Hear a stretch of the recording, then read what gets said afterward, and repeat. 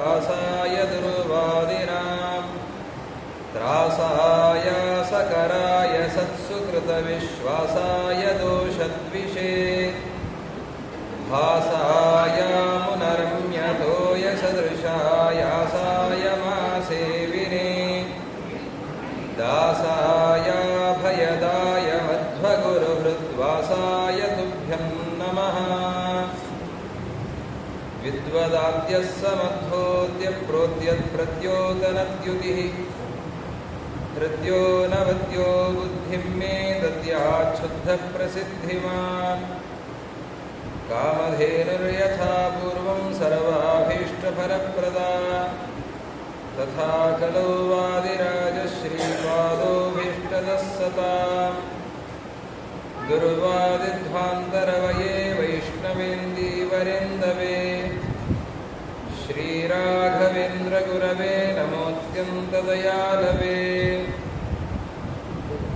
शने दिनमणे सूनो ह्यनेकगुणसन्मणे अरिष्टं हर मे भीष्टं कुरु मा कुरु सङ्कटम्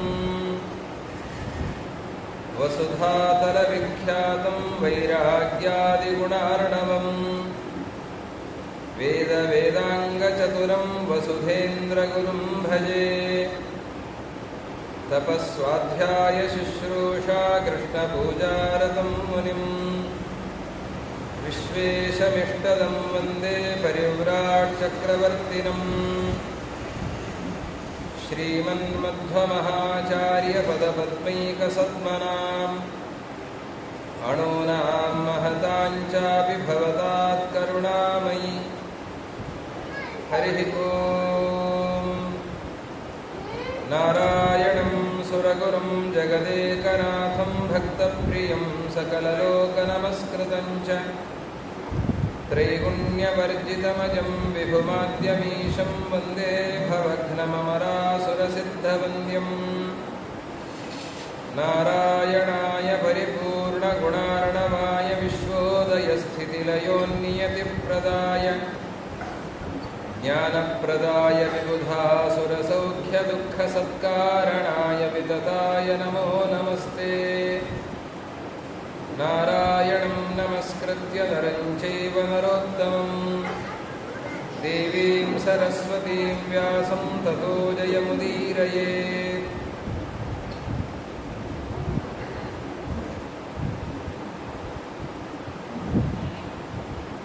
ಸರ್ವಜ್ಞಾಚಾರ್ಯರಾದ ವೇದವ್ಯಾಸದೇವರು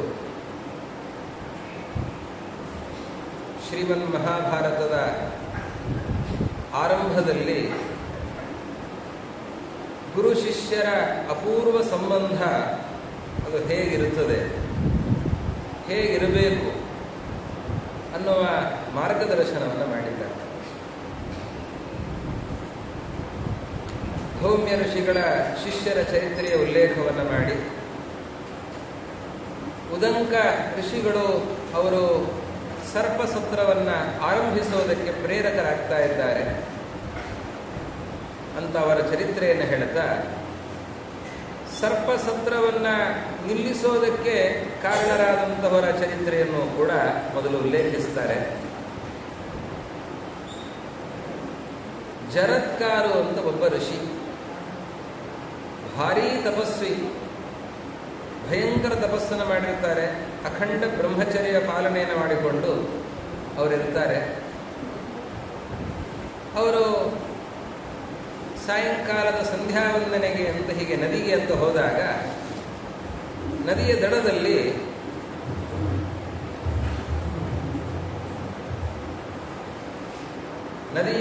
ದಡದಲ್ಲಿ ಒಂದು ಆಲದ ಮರವನ್ನು ನೋಡುತ್ತಾರೆ.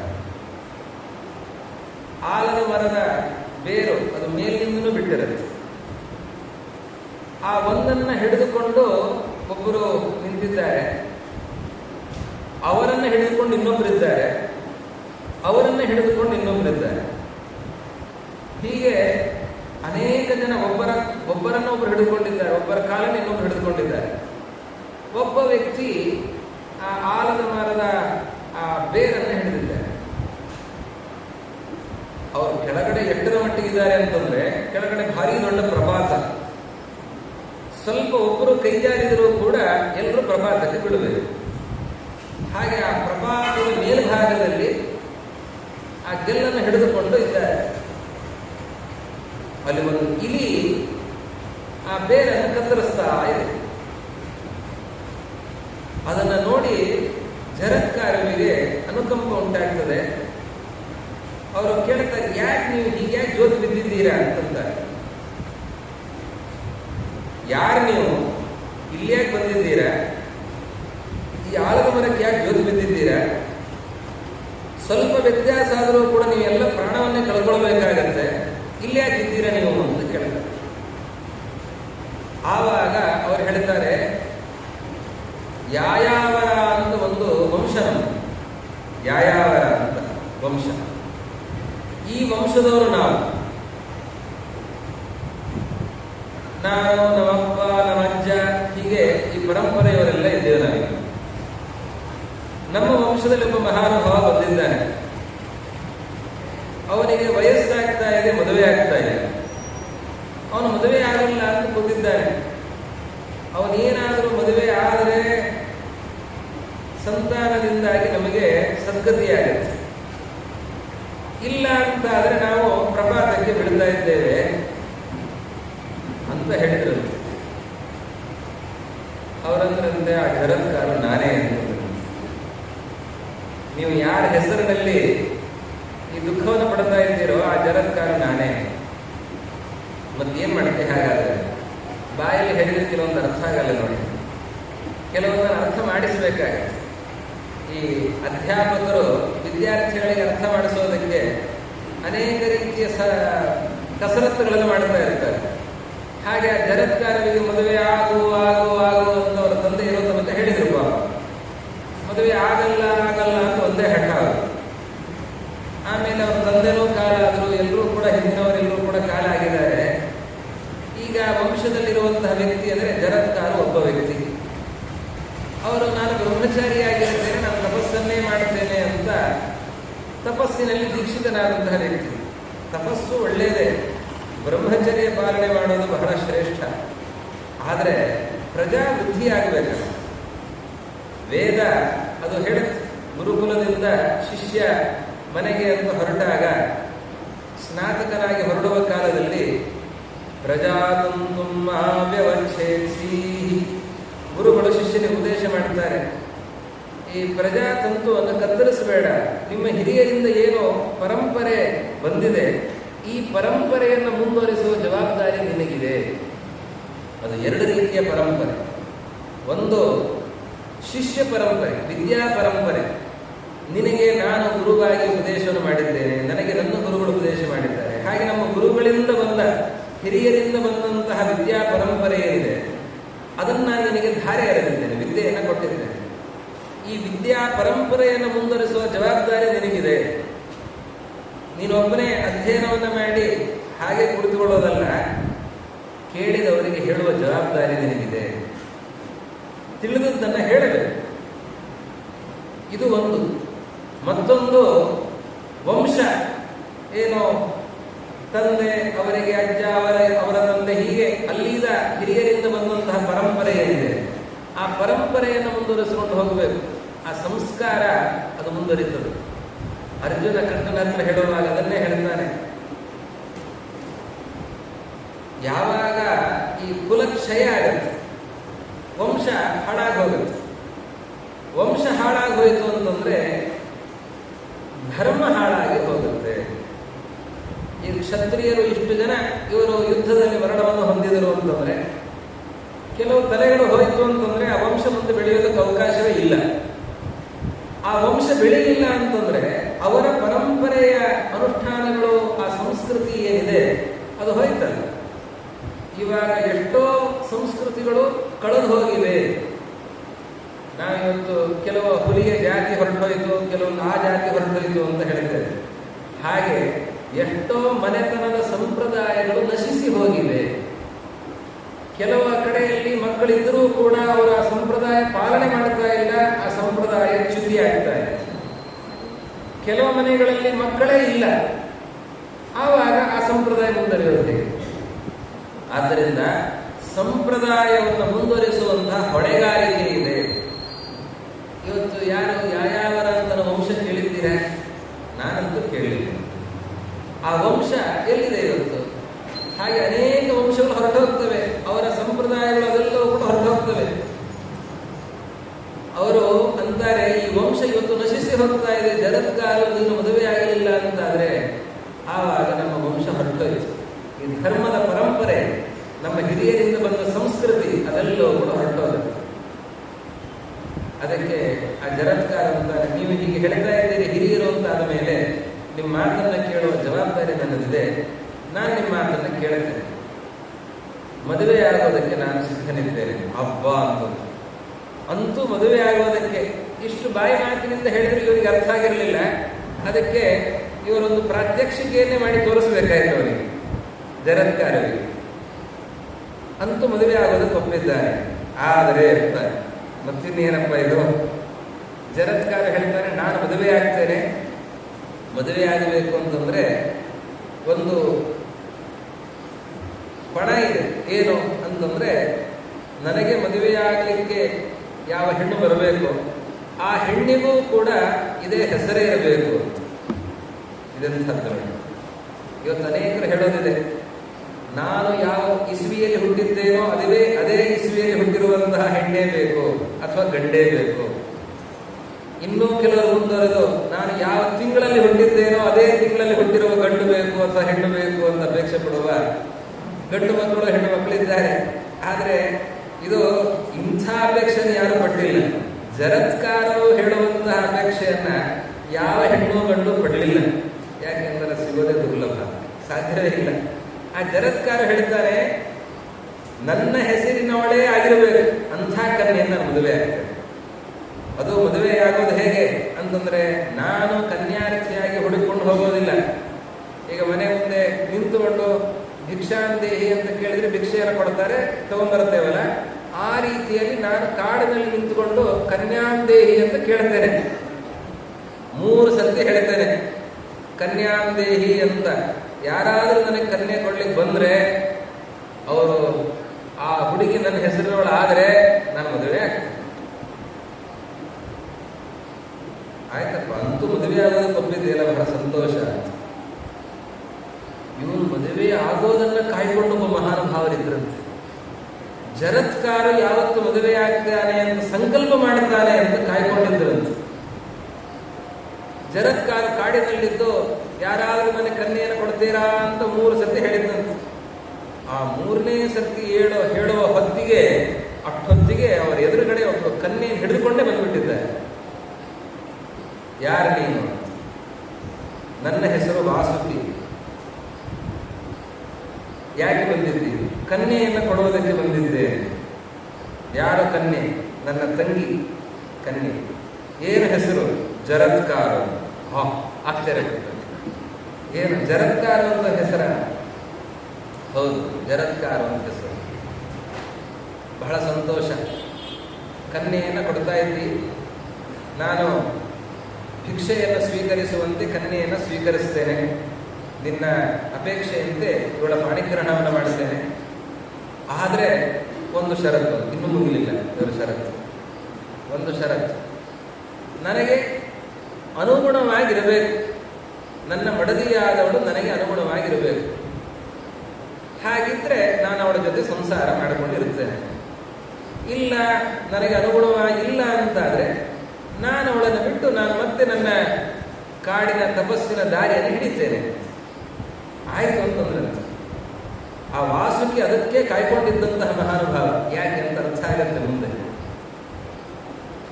ಜರತ್ಕಾರವನ್ನು ಕೊಟ್ಟು ಜರತ್ಕಾರವಿಗೆ ಮದುವೆ ಮಾಡಿಕೊಟ್ಟಿದ್ದಾರೆ. ಗಂಡನ ಹೆಸರು ಜರತ್ಕಾರ, ಹೆಣ್ಣಿನ ಹೆಸರು ಜರತ್ಕಾರ. ಇಬ್ಬರ ಮದುವೆ ಆಯಿತು. ಮದುವೆ ಆಯಿತು. ಅವರಿಬ್ಬರು ಆಶ್ರಮದಲ್ಲಿ ಗೃಹಸ್ಥ ಧರ್ಮ ಪಾಲನೆಯನ್ನು ಮಾಡಿಕೊಂಡಿದ್ದಾರೆ.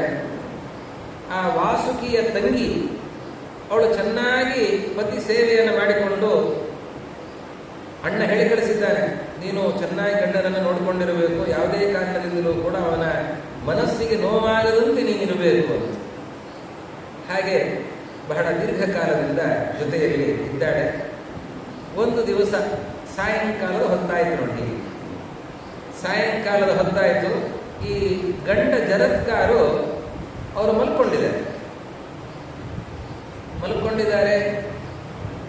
ಈ ಜರತ್ಕಾರುವಿನ ತೊಡೆಯ ಮೇಲೆ ತಲೆ ಇಟ್ಟು ಮಲ್ಕೊಂಡಿದ್ದಾರೆ. ಅವಳು ಆಲೋಚನೆ ಮಾಡ್ತಾಳೆ, ಸಾಯಂಕಾಲದ ಹೊತ್ತಾಗ್ತಾ ಇದೆ, ಏನ್ ಮಾಡ್ಬೇಕೀಗ? ಗಂಡನನ್ನು ಎಬ್ಬಿಸ್ಬೇಕಾ ಎಬ್ಬಿಸಬಾರದ? ಸಾಯಂಕಾಲದ ಹೊತ್ತಿನಲ್ಲಿ ಮಲ್ಕೊಳ್ಬಾರದು. ಗಂಡ ಎಂದಿಗೂ ಕೂಡ ಕಾಲಕ್ಕೆ ಸಂಧ್ಯಾವಂದನೆಯನ್ನ ಮೀರಲಿಲ್ಲ. ನಾವು ಪ್ರಾಯಶ್ಚಿತ್ತಾರ್ಘ್ಯವನ್ನು ಕೊಡದೆ ಸಂಧ್ಯಾವಂದನೆ ಮಾಡೋದೇ ಗೊತ್ತಿರಲ್ಲ. ಸರಿಯಾದ ಕಾಲಕ್ಕೆ ಅಕಸ್ಮಾತ್ ದ್ವಾದಶಿ ಸಂಧ್ಯಾವಂದನೆ ಮಾಡುವಾಗಲೂ ಕೂಡ ಪ್ರಾಯಶ್ಚಿತ್ತರಿಗೆ ಬಂದ್ಬಿಡೋದು. ಯಾಕೆಂದ್ರೆ ದಿವಸ ತಡ ಮಾಡಿ ಅರ್ಘ್ಯ ಕೊಟ್ಟ ಅಭ್ಯಾಸ ಆದ್ದರಿಂದ. ಅವ್ರು ಹಾಗಲ್ಲ, ಎಂದಿಗೂ ಕೂಡ ಕಾಲವನ್ನು ಮೀರ್ತಾ ಇರಲಿಲ್ಲ. ಕಾಲಕ್ಕೆ ಸರಿಯಾಗಿ ಸಂಧ್ಯಾವಂದನೆ ಬಹಳ ಮಹತ್ವ ಇದೆ. ಕಾಲಕ್ಕೆ ಸರಿಯಾದ ಸಂಧ್ಯಾವಂದನೆ, ತ್ರಿಕಾಲದಲ್ಲಿಯೂ ಕೂಡ ಕಾಲಕ್ಕೆ ಸರಿಯಾದ ಸಂಧ್ಯಾವಂದನೆಯನ್ನು ಮಾಡೋದರಿಂದ ಬರುವ ವರ್ಚಸ್ಸು, ಆ ವಿದ್ಯೆ ಅದು ಅಪಾರವಾದದ್ದು. ಅದರ ಮಹತ್ವನೇ ಬೇರೆ. ಕಾಲೇ ಸಂಧ್ಯಾಂ ಸಮಾಚಾರ, ಕಾಲಕ್ಕೆ ಸರಿಯಾಗಿ ಸಂಧ್ಯಾವಂದನೆಯನ್ನು ಮಾಡಬೇಕು. ಈ ಜರತ್ಕಾರು ಹೆಂಡತಿ ಆಲೋಚನೆ ಮಾಡ್ತಾಳೆ, ಗಂಡನಿಗೆ ಕಾಲ ಮೀರುತ್ತಾ ಇದೆ, ಸಂಧ್ಯಾವಂದನೆ ಮಾಡಲಿಲ್ಲ ಅಂದ್ರೆ ತಪ್ಪಾಗತ್ತೆ.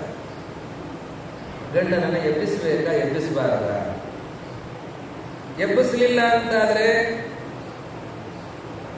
ಸಂಧ್ಯಾ ಕಾಲ ಮೀರುತ್ತಾ ಇದೆ, ಸಂಧ್ಯಾ ಕಾಲ ಮೀರಿದ್ರೆ ನನ್ನನ್ನು ಯಾಕೆ ಎಬ್ಬಿಸಲಿಲ್ಲ ಅಂತ ಗಂಡ ಸಿಟ್ಟು ಮಾಡಿಕೊಳ್ಬಹುದು. ಎಬ್ಬಿಸಿದ್ರೆ ನನ್ನನ್ನು ಯಾಕೆ ಎಬ್ಬಿಸಿದ್ದಿ ಎಂದು ಸಿಟ್ಟು ಮಾಡಿಕೊಳ್ಬಹುದು.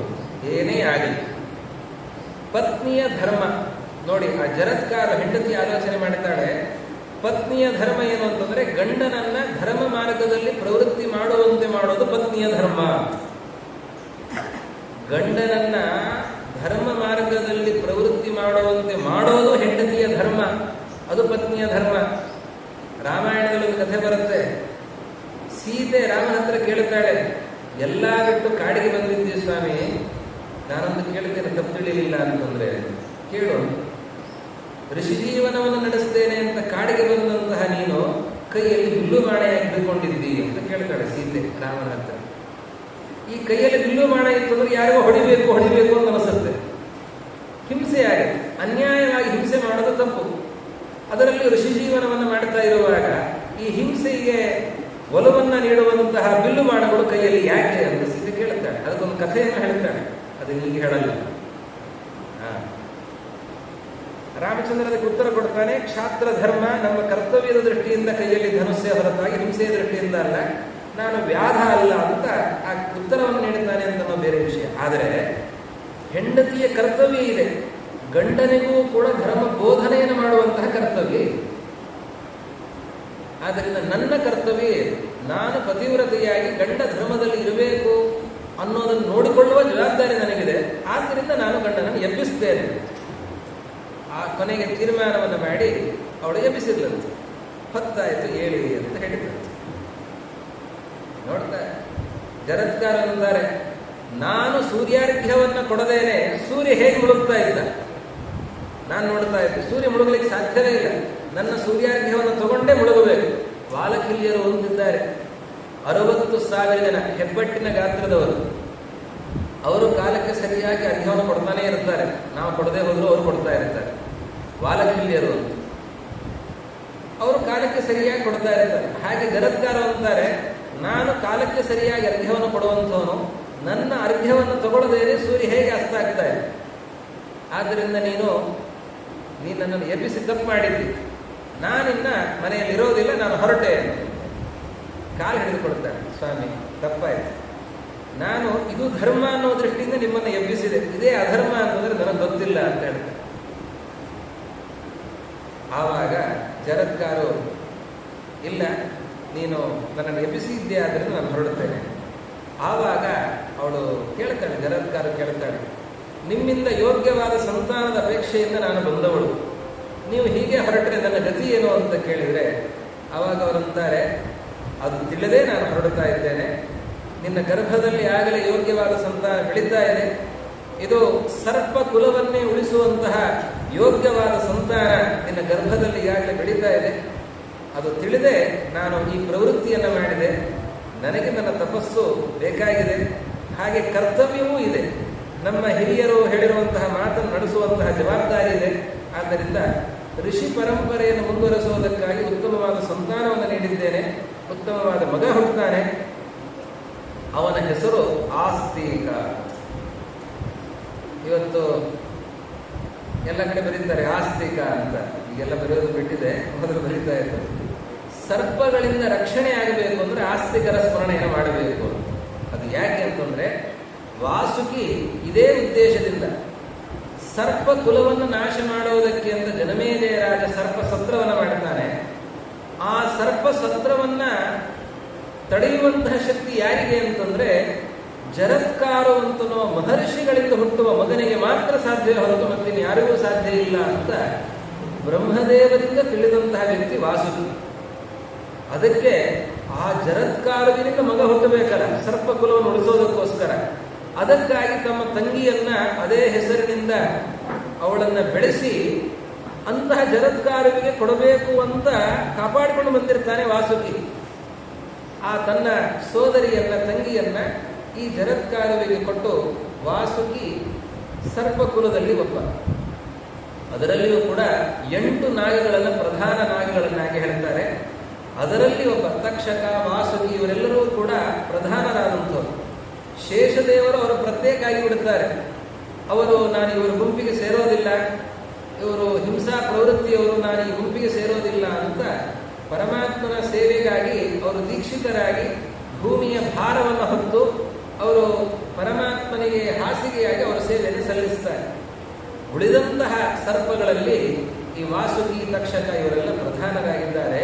ಆ ವಾಸುಕಿ ಸರ್ಪ ಕುಲವನ್ನು ಉಳಿಸೋದಕ್ಕಾಗಿ ತಮ್ಮ ತಂಗಿಯನ್ನ ಈ ಜರತ್ಕಾರುವಿಗೆ ಕೊಟ್ಟು ಆ ಜರತ್ಕಾರುವಿನಲ್ಲಿ ಹುಟ್ಟಿದ ಮಹಾನುಭಾವರು ಆಸ್ತಿಕರು.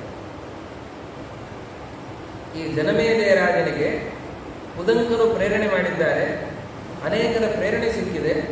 ತಮ್ಮ ತಂದೆಯನ್ನ ಕೊಂದವನು ತಕ್ಷಕ ಅಂತನ್ನುವ ಸೇಡಿನ ದೃಷ್ಟಿಯಿಂದ ಸರ್ಪಕುಲವನ್ನೇ ನಾಶ ಮಾಡುತ್ತೇನೆ ಅಂತ ಆ ಜನಮೇಜಯ ರಾಜ ಸರ್ಪ ಸತ್ರವನ್ನ ಮಾಡೋದಕ್ಕೆ ಅಂತ ಹೊರಟಾಗ ಮಾಡ್ತಾ ಇದ್ದಾರೆ. ಅನೇಕ ಸರ್ಪಗಳು, ಭಯಂಕರವಾದ ವಿಷಸರ್ಪಗಳು ಎಲ್ಲವೂ ಕೂಡ ಬಂದು ಆ ಕುಂಡದಲ್ಲಿ ಬಂದು ಬಿದ್ದು ಪ್ರಾಣವನ್ನು ಕಳೆದುಕೊಳ್ಳುತ್ತಾ ಇವೆ. ಆಸ್ತಿಕರು ಬಂದು ಆವಾಗ ತಡೀತಾರೆ. ತಕ್ಷಕ ಇನ್ನೇನು ಬರಬೇಕು, ಅಲ್ಲಿಯ ತನಕ ನಡೀತದೆ. ಆದರೆ ತಕ್ಷಕನಂತಹ ಸರ್ಪವನ್ನು ಉಳಿಸಬೇಕು ಅನ್ನುವ ದೃಷ್ಟಿಯಿಂದ ಅಂತಹ ಅನೇಕ ಸರ್ಪಗಳು, ಇನ್ನೂ ಪ್ರಧಾನವಾದ ಸರ್ಪಗಳು ಉಳಿಸಬೇಕು ಅನ್ನುವ ದೃಷ್ಟಿಯಿಂದ ಅಲ್ಲಿಗೆ ಆಸ್ತಿಕರು ಬಂದು ಉಳಿಸ್ತಾರೆ. ಅದಾದ ನಂತರದಲ್ಲಿ ಜನಮೇಜಯ ರಾಜ ಸರ್ಪಸತ್ರವನ್ನು ಅಲ್ಲಿಗೆ ನಿಲ್ಲಿಸ್ತಾನೆ. ನಿಲ್ಲಿಸಿ ನಾನು ಮಾಡಿದ್ದು ತಪ್ಪಾಯಿತು ಅಂತನ್ನೋ ಭಾವನೆ ಅವನಿಗೆ ಬಂದಿದೆ. ಅನೇಕ ಸರ್ಪಗಳನ್ನು ಕೊಂದಿದ್ದೇನೆ, ತಪ್ಪು ಮಾಡಿದ್ದೇನೆ ಅಂತನ್ನೋ ಭಾವನೆಯೂ ಕೂಡ ಜನಮೇಜಯ ರಾಜನಿಗೆ ಬಂದಿದೆ. ಅದಕ್ಕೆ ನಾನು ಏನು ಮಾಡಬೇಕು ಅಂತನ್ನುವಾಗ ಅವನು ಸಭಾ ಮಂಟಪದಲ್ಲಿ ಎಲ್ಲ ಅನೇಕ ಜನ ಹಿರಿಯರು, ವಿದ್ವಾಂಸರು, ಮಂತ್ರಿಮಂಡಲ ಎಲ್ಲವೂ ಕೂಡ ಇದೆ. ಆ ಸಭೆಗೆ ವೇದವ್ಯಾಸ ದೇವರ ಆಗಮನ ಆಗ್ತಾ ಇದೆ. ವೇದವ್ಯಾಸ ದೇವರು ಬಂದಾಗ ಸಭೆ ಇಡೀ ಎದ್ದು ನಿಲ್ಲುತ್ತಾ ಇದೆ, ಅವರಿಗೆ ಗೌರವವನ್ನು ಸೂಚಿಸ್ತಾ ಇದೆ. ಜನಮೇಜಯ ರಾಜ ಬಂದು ಸಾಷ್ಟಾಂಗ ನಮಸ್ಕಾರವನ್ನ ಮಾಡಿ ಅವರನ್ನ ಸುವರ್ಣ ಸಿಂಹಾಸನದಲ್ಲಿ ಕೂಡಿಸಿ ಅವರಿಗೆ ಅರ್ಘ್ಯಪಾದ್ಯಾದಿ ಉಪಚಾರಗಳನ್ನು ಸಲ್ಲಿಸಿ ಜನಮೇಜಯ ರಾಜ ವಿನೀತನಾಗಿ ಕೇಳುತ್ತಾನೆ, ನಾನು ತಿಳಿಯಬೇಕಾದ್ದು ಬಹಳಷ್ಟಿದೆ, ತಿಳಿದದ್ದು ಬಹಳ ಅಲ್ಪ ಇದೆ, ತಪ್ಪುಗಳನ್ನು ಸಾಕಷ್ಟು ಮಾಡಿದ್ದೇನೆ, ಈ ತಪ್ಪುಗಳಿಗೆಲ್ಲ ಪ್ರಾಯಶ್ಚಿತ್ತ ಆಗಿರಬೇಕು, ಅಂಥದ್ದನ್ನು ನನಗೆ ಹೇಳಿ ಅಂತಂದರೆ ಅದಕ್ಕೆ ನಿನಗೆ ನನ್ನ ಶಿಷ್ಯ ಉಪದೇಶವನ್ನು ಮಾಡುತ್ತಾನೆ ಅಂತ ಹೇಳಿ ಅವರ ಶಿಷ್ಯರಾದ ವೈಶಂಪಾಯನರು ಅವರ ಜೊತೆಯಲ್ಲಿ ಬಂದಿರುತ್ತಾರೆ. ಆ ವೈಶಂಪಾಯನರಿಗೆ ವೇದವ್ಯಾಸ ದೇವರು ಆದೇಶವನ್ನು ಮಾಡುತ್ತಾರೆ, ನೀನು ಮಹಾಭಾರತದ ಉಪದೇಶವನ್ನು ಈ ಜನಮೇಜಯ ರಾಜನಿಗೆ ಮಾಡಬೇಕು ಅಂತ ವೈಶಂಪಾಯನರಿಗೆ ವೇದವ್ಯಾಸ ದೇವರು ಆದೇಶವನ್ನು ಮಾಡ್ತಾರೆ. ವೈಶಂಪಾಯನರು ವೇದವ್ಯಾಸ ದೇವರ ಆದೇಶದಂತೆ ಅವರು ಮಹಾಭಾರತದ ಉಪದೇಶವನ್ನು ಆರಂಭಿಸುತ್ತಾರೆ. ಇದೆಲ್ಲ ಕಥೆ ಮಹಾಭಾರತದೊಳಗೆ ಇದೆ. ಅಂದರೆ ವೇದವ್ಯಾಸ ದೇವರು ಈ ಕಥೆಯನ್ನು ಸೇರಿಸಿಕೊಂಡು ಮಹಾಭಾರತದ ರಚನೆಯನ್ನು ಮಾಡಿದ್ದಾರೆ. ಅಷ್ಟು ಅದ್ಭುತ. ಆದರೆ ವೈಶಂಪಾಯನ ಇದನ್ನೆಲ್ಲ ಹೇಳಲ್ಲ. ಇದರ ಮುಂದಿನ ಭಾಗದಿಂದ ವೈಶಂಪಾಯನ ಉಪದೇಶದ ಆರಂಭ. ಹೇಗೆ ಶ್ರೀಮದ್ ಭಾಗವತದಲ್ಲಿ ಶುಕಾಚಾರ್ಯರ ಆಗಮನ, ಪರೀಕ್ಷಿತ ರಾಜರ ಶಾಪ, ಅವರು ಒಂದು ಉಪದೇಶದ ಆರಂಭ, ಇದೆಲ್ಲ ಪ್ರಸಂಗಗಳು ಶ್ರೀಮದ್ ಭಾಗವತದಲ್ಲೇ ಬರುತ್ತವೆ. ಹೇಗೋ ಅದೇ ರೀತಿಯಲ್ಲಿ ಮಹಾಭಾರತದಲ್ಲಿ ಈ ಕಥಾ ಭಾಗ ಎಲ್ಲವೂ ಕೂಡ ಬಂದಿದೆ. ವೈಶಂಪಾಯನರು ವೇದವ್ಯಾಸ ದೇವರ ಅವತಾರದ ಹಿನ್ನೆಲೆಯ ನಿರೂಪಣೆಯನ್ನು ಮಾಡುತ್ತಾರೆ. ವೇದವ್ಯಾಸ ದೇವರು ಹೇಗೆ ಅವತಾರವನ್ನು ಮಾಡಿದ್ದಾರೆ. ಉಪರಿಚರ ಅಂತನೊಬ್ಬ ವಸು, ಆ ಉಪರಿಚರ ವಸುವಿಗೆ ಸಾಮ್ರಾಜ್ಯ ಇದೆ. ಅವನು ಕಾಡಿನಲ್ಲಿ ತಿರುಗುತ್ತಾ ಇದ್ದಾನೆ. ಕಾಡಿನಲ್ಲಿ ಉಪರಿಚರ ಇರುವಾಗ ಬೇಟೆಗೆ ಅಂತ ಹೋಗಿದ್ದಾನೆ. ಬಹಳ ದೂರ ತನಕ ಹೋಗಿದ್ದಾನೆ. ಅನೇಕ ಮೃಗಗಳ ಬೇಟೆ ಆಡ್ತಾ ಬರ್ತಾ ಇದ್ದಾನೆ. ಕಾಡಿನಲ್ಲಿ ಒಂದು ಕಡೆ ಅವನು ಏಕಾಂಗಿಯಾಗಿದ್ದಾನೆ. ಉಳಿದವರೆಲ್ಲರೂ ಕೂಡ ಬಹಳ ದೂರ ಆಗಿದ್ದಾರೆ, ಅವನು ಏಕಾಂಗಿಯಾಗಿದ್ದಾನೆ. ಪರಿಸರ ಬಹಳ ಸುಂದರವಾಗಿದೆ, ಒಳ್ಳೆ ಪರಿಸರ, ಸಮೃದ್ಧವಾದ ಮರಗಳು, ಒಳ್ಳೆ ತಂಪು ಗಾಳಿ, ಸುಗಂಧಭರಿತವಾದಂತಹ ಹೂಗಳು, ಒಳ್ಳೆಯ ಫಲಗಳು, ಅದನ್ನೆಲ್ಲ ನೋಡಿದಂತೆ ಅವನಿಗೆ ಅನ್ನಿಸ್ತಂತೆ, ಇಷ್ಟು ದೂರ ಬಂದಿದ್ದೇನೆ, ನಾನು ಹೆಂಡತಿಯನ್ನು ಕರ್ಕೊಂಡು ಬಂದಿದ್ರೆ ಚೆನ್ನಾಗಿತ್ತು ಅಂತ ಅನ್ನಿಸ್ತಂತೆ. ಒಬ್ಬನೇ ಬಂದಿದ್ದೇನೆ, ಅಂತಃಪುರದಲ್ಲಿ ಯಾವಾಗಲೂ ಕೂಡ ಮಡದಿ ಇರ್ತಾಳೆ, ಅವಳನ್ನೂ ಕೂಡ ಇಲ್ಲಿಗೆ ಕರ್ಕೊಂಡು ಬಂದಿದ್ರೆ ಚೆನ್ನಾಗಿತ್ತು ಅಂತ ಮನಸ್ಸಿನಲ್ಲಿ ಹೆಂಡತಿಯ ಬಗ್ಗೆ ಆಲೋಚನೆ ಮಾಡ್ತಾ ಇದ್ದಾನೆ. ಅವನಿಗೆ ವೀರ್ಯ ಜಾರಿ. ರಾಜ ಆವಾಗ ಅದನ್ನ ಒಂದು ಎಲೆಯಲ್ಲಿ ಹಿಡಿತಾರೆ. ನೋಡಿ, ಸತ್ವ ವ್ಯರ್ಥ ಆಗಬಾರದು ಅಂತ. ಎಷ್ಟರ ಮಟ್ಟಿಗೆ ಗೃಹಸ್ಥರಾಗಿಯೂ ಅದೆಲ್ಲ ಬ್ರಹ್ಮಚಾರಿಗಳೇ, ವ್ಯರ್ಥ ಆಗಬಾರದು ಅಂತ ಒಂದು ಹದ್ದಿನ ಕೈಯಲ್ಲಿ ಕೊಟ್ಟು ಕಳಿಸ್ತಾನೆ, ಇದನ್ನು ನನ್ನ ಹೆಂಡತಿಗೆ ಕೊಡುವುದು. ಆ ಹದ್ದು ಅದನ್ನು ಹಿಡಿದುಕೊಂಡು ಹೋಗುತ್ತೆ. ಆ ಎಲೆಯಲ್ಲಿ ಅವನು ಸತ್ವವನ್ನು ಇಟ್ಟು ಕೊಟ್ಟಿದ್ದಾನೆ. ಆ ಹದ್ದು ಹಿಡಿದುಕೊಂಡು ಹೋಗ್ತಾ ಇದೆ. ಹಿಡಿದುಕೊಂಡು ಹೋಗುವಾಗ ಇನ್ನೊಂದು ಹದ್ದು ಬರ್ತಾ ಇದೆ, ಬಾಯಲ್ಲಿ ಏನೋ ಆಹಾರ ಇದೆ ಅಂತ. ಆ ಎರಡು ಹದ್ದುಗಳಿಗೆ ಜಗಳ ಆಗುತ್ತೆ. ಆವಾಗ ಅದರ ಬಾಯಲ್ಲಿ ಇದ್ದಂಥದ್ದು ಕಳಚಿ ಕೆಳಗೆ ಬೀಳುತ್ತೆ.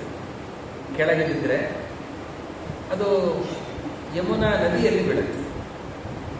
ನದಿಯಲ್ಲಿ ಬಿದ್ದರೆ ಅಲ್ಲಿ ಒಂದು ಮೀನು ಅದನ್ನ ನುಂಗತ್ತೆ. ಆ ಮೀನಿನ ಹೊಟ್ಟೆ ಒಳಗೆ ಇಬ್ಬರು ಮಕ್ಕಳು ಬೆಳೀತಾರೆ.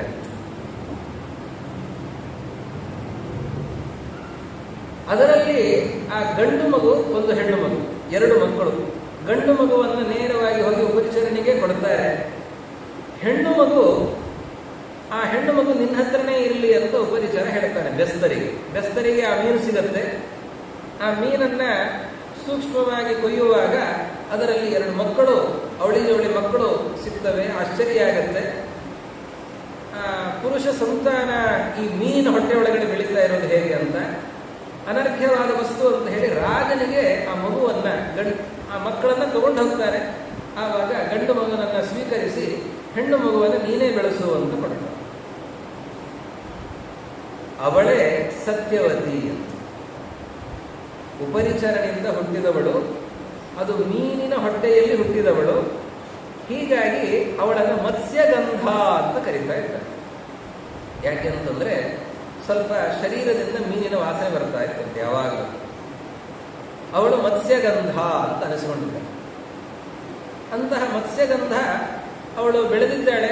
ತಂದೆ ಜೊತೆಯಲ್ಲಿ ತಂದೆಗೆ ಅನುಕೂಲಳಾಗಿದ್ದಾಳೆ. ದಾಶರಾಜ ಬೆಸ್ತ ಅವನು ಬೆಳೆಸಿದ್ದಾನೆ. ಸತ್ಯವತಿ ಅಂತ ಮಗಳನ್ನ ಚೆನ್ನಾಗಿ ಬೆಳೆಸಿದ್ದಾನೆ. ಅವನು ತಂದೆ ಯಾವ ಕಸುಬಿನಲ್ಲಿದ್ದಾನೋ, ಯಾವ ವೃತ್ತಿಯಲ್ಲಿದ್ದಾನೋ ಅದನ್ನೇ ಮಗಳು ಕೂಡ ಮುಂದುವರಿಸ್ತಾ ತಂದೆಗೆ ಅನುಕೂಲಳಾಗಿದ್ದಾಳೆ.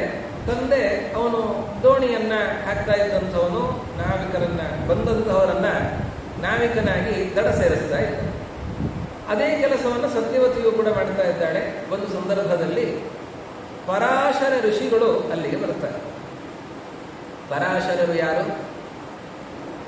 ಚತುರ್ಮುಖ ಬ್ರಹ್ಮದೇವರ ಮಕ್ಕಳಲ್ಲಿ ವಸಿಷ್ಠರು. ಆ ವಸಿಷ್ಠರಲ್ಲಿ ಹುಟ್ಟಿದಂಥವರು ಶಕ್ತಿ. ಆ ಶಕ್ತಿಯ ಮಗ ಪರಾಶರ. ವಸಿಷ್ಠರ ಮೊಮ್ಮಗ. ವಸಿಷ್ಠರ ಮಗ ಶಕ್ತಿ, ಶಕ್ತಿಯ ಮಗ ಪರಾಶರ.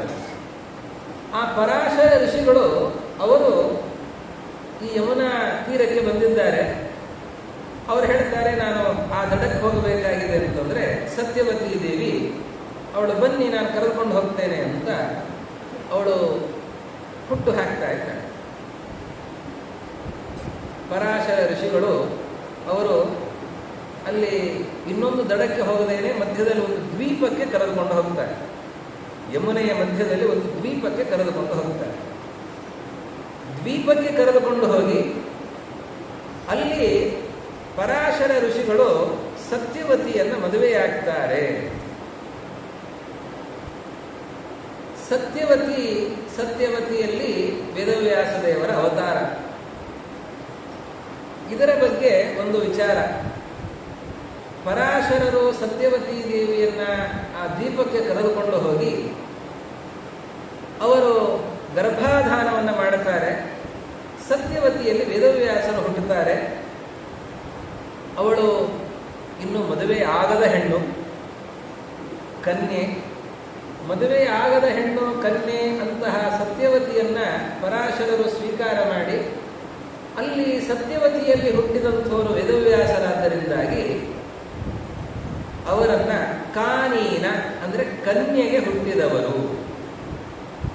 ಕನ್ಯೆಗೆ ಹುಟ್ಟಿದವರು ಅಂತಂದ್ರೆ ಮದುವೆ ಆಗದ ಅವಸ್ಥೆಯಲ್ಲಿ ಕನ್ಯೆಯಲ್ಲಿ ಹುಟ್ಟಿದಂತಹ ವ್ಯಕ್ತಿ ಅಂತ ಕೆಲವರು ಚಿಂತನೆ ಮಾಡ್ತಾರೆ. ಉದಾಹರಣೆಗೆ ಕರ್ಣ.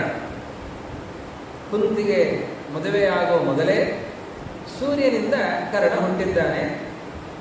ಕರ್ಣ ಹೇಗೆ ಕುಂತಿ ಕನ್ಯಾವಸ್ಥೆಯಲ್ಲಿ ಇದ್ದಾಗ ಹುಟ್ಟಿದವನು, ಹಾಗೆ ವೇದವ್ಯಾಸರು ಕೂಡ ಸತ್ಯವತಿ ಕನ್ಯಾವಸ್ಥೆಯಲ್ಲಿ ಇದ್ದಾಗ ಹುಟ್ಟಿದವರಾದ್ದರಿಂದಾಗಿ ಕಾನೀನ.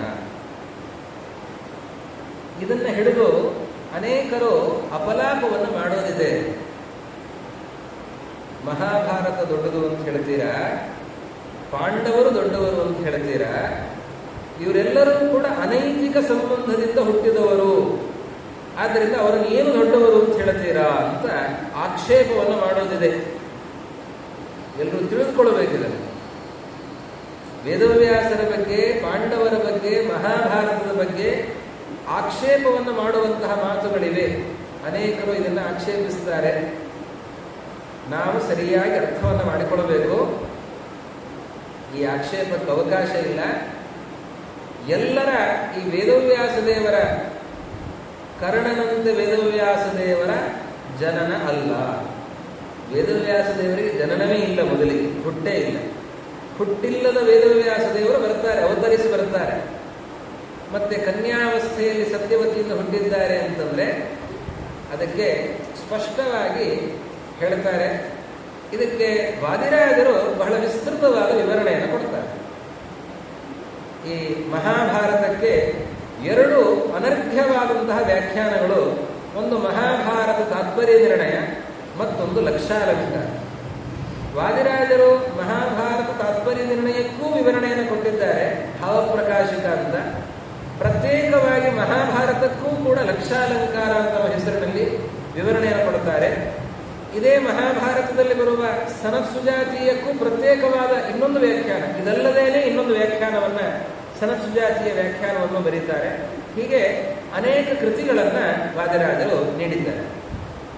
ಅದರಲ್ಲಿ ಆಧಾರವನ್ನು ಕೊಟ್ಟು ಅವರು ಹೇಳ್ತಾರೆ, ಯಾವ ದ್ವೀಪಕ್ಕೆ ಇವರು ಕರೆದುಕೊಂಡು ಹೋಗಿದ್ದಾರೆ ಪರಾಶರರು, ಆ ಪರಾಶರರು ದ್ವೀಪಕ್ಕೆ ಕರೆದುಕೊಂಡು ಹೋದಾಗ ಅಲ್ಲಿಗೆ ವಸಿಷ್ಠ ಋಷಿಗಳು, ಶಕ್ತಿ ಎಲ್ಲರೂ ಕೂಡ ಬಂದಿದ್ದಾರೆ. ವಸಿಷ್ಠ ಋಷಿಗಳು ಅರುಂಧತಿ ಸಹಿತರಾಗಿ ಬಂದಿದ್ದಾರೆ. ಹಾಗೆ ಆ ಕನ್ಯಾ ದಾನ ಮಾಡಲಿಕ್ಕೂ ಕೂಡ ಉಪರಿಚರ ಬಂದಿದ್ದಾರೆ. ಕ್ರಮ ಪ್ರಕಾರ ಕನ್ಯಾದಾನ ನಡೆದು ಇದು ಬ್ರಾಹ್ಮ ವಿವಾಹವೇ ನಡೆದಿದೆ. ಆ ಕ್ರಮದಲ್ಲಿ ಗಾಂಧರ್ವ ವಿವಾಹವೂ ಕೂಡ ಅಲ್ಲ. ಗಾಂಧರ್ವ ವಿವಾಹ ಮುಂದೆ ನಾವು ದುಷ್ಯಂತನ ಕಥೆಯನ್ನು ಕೇಳುತ್ತೇವೆ. ಗಾಂಧರ್ವ ವಿವಾಹ, ದುಷ್ಯಂತ ಶಕುಂತಲೆಯರಿಗೆ ಗಾಂಧರ್ವ ವಿವಾಹ ನಡೀತದೆ ಅಂತ.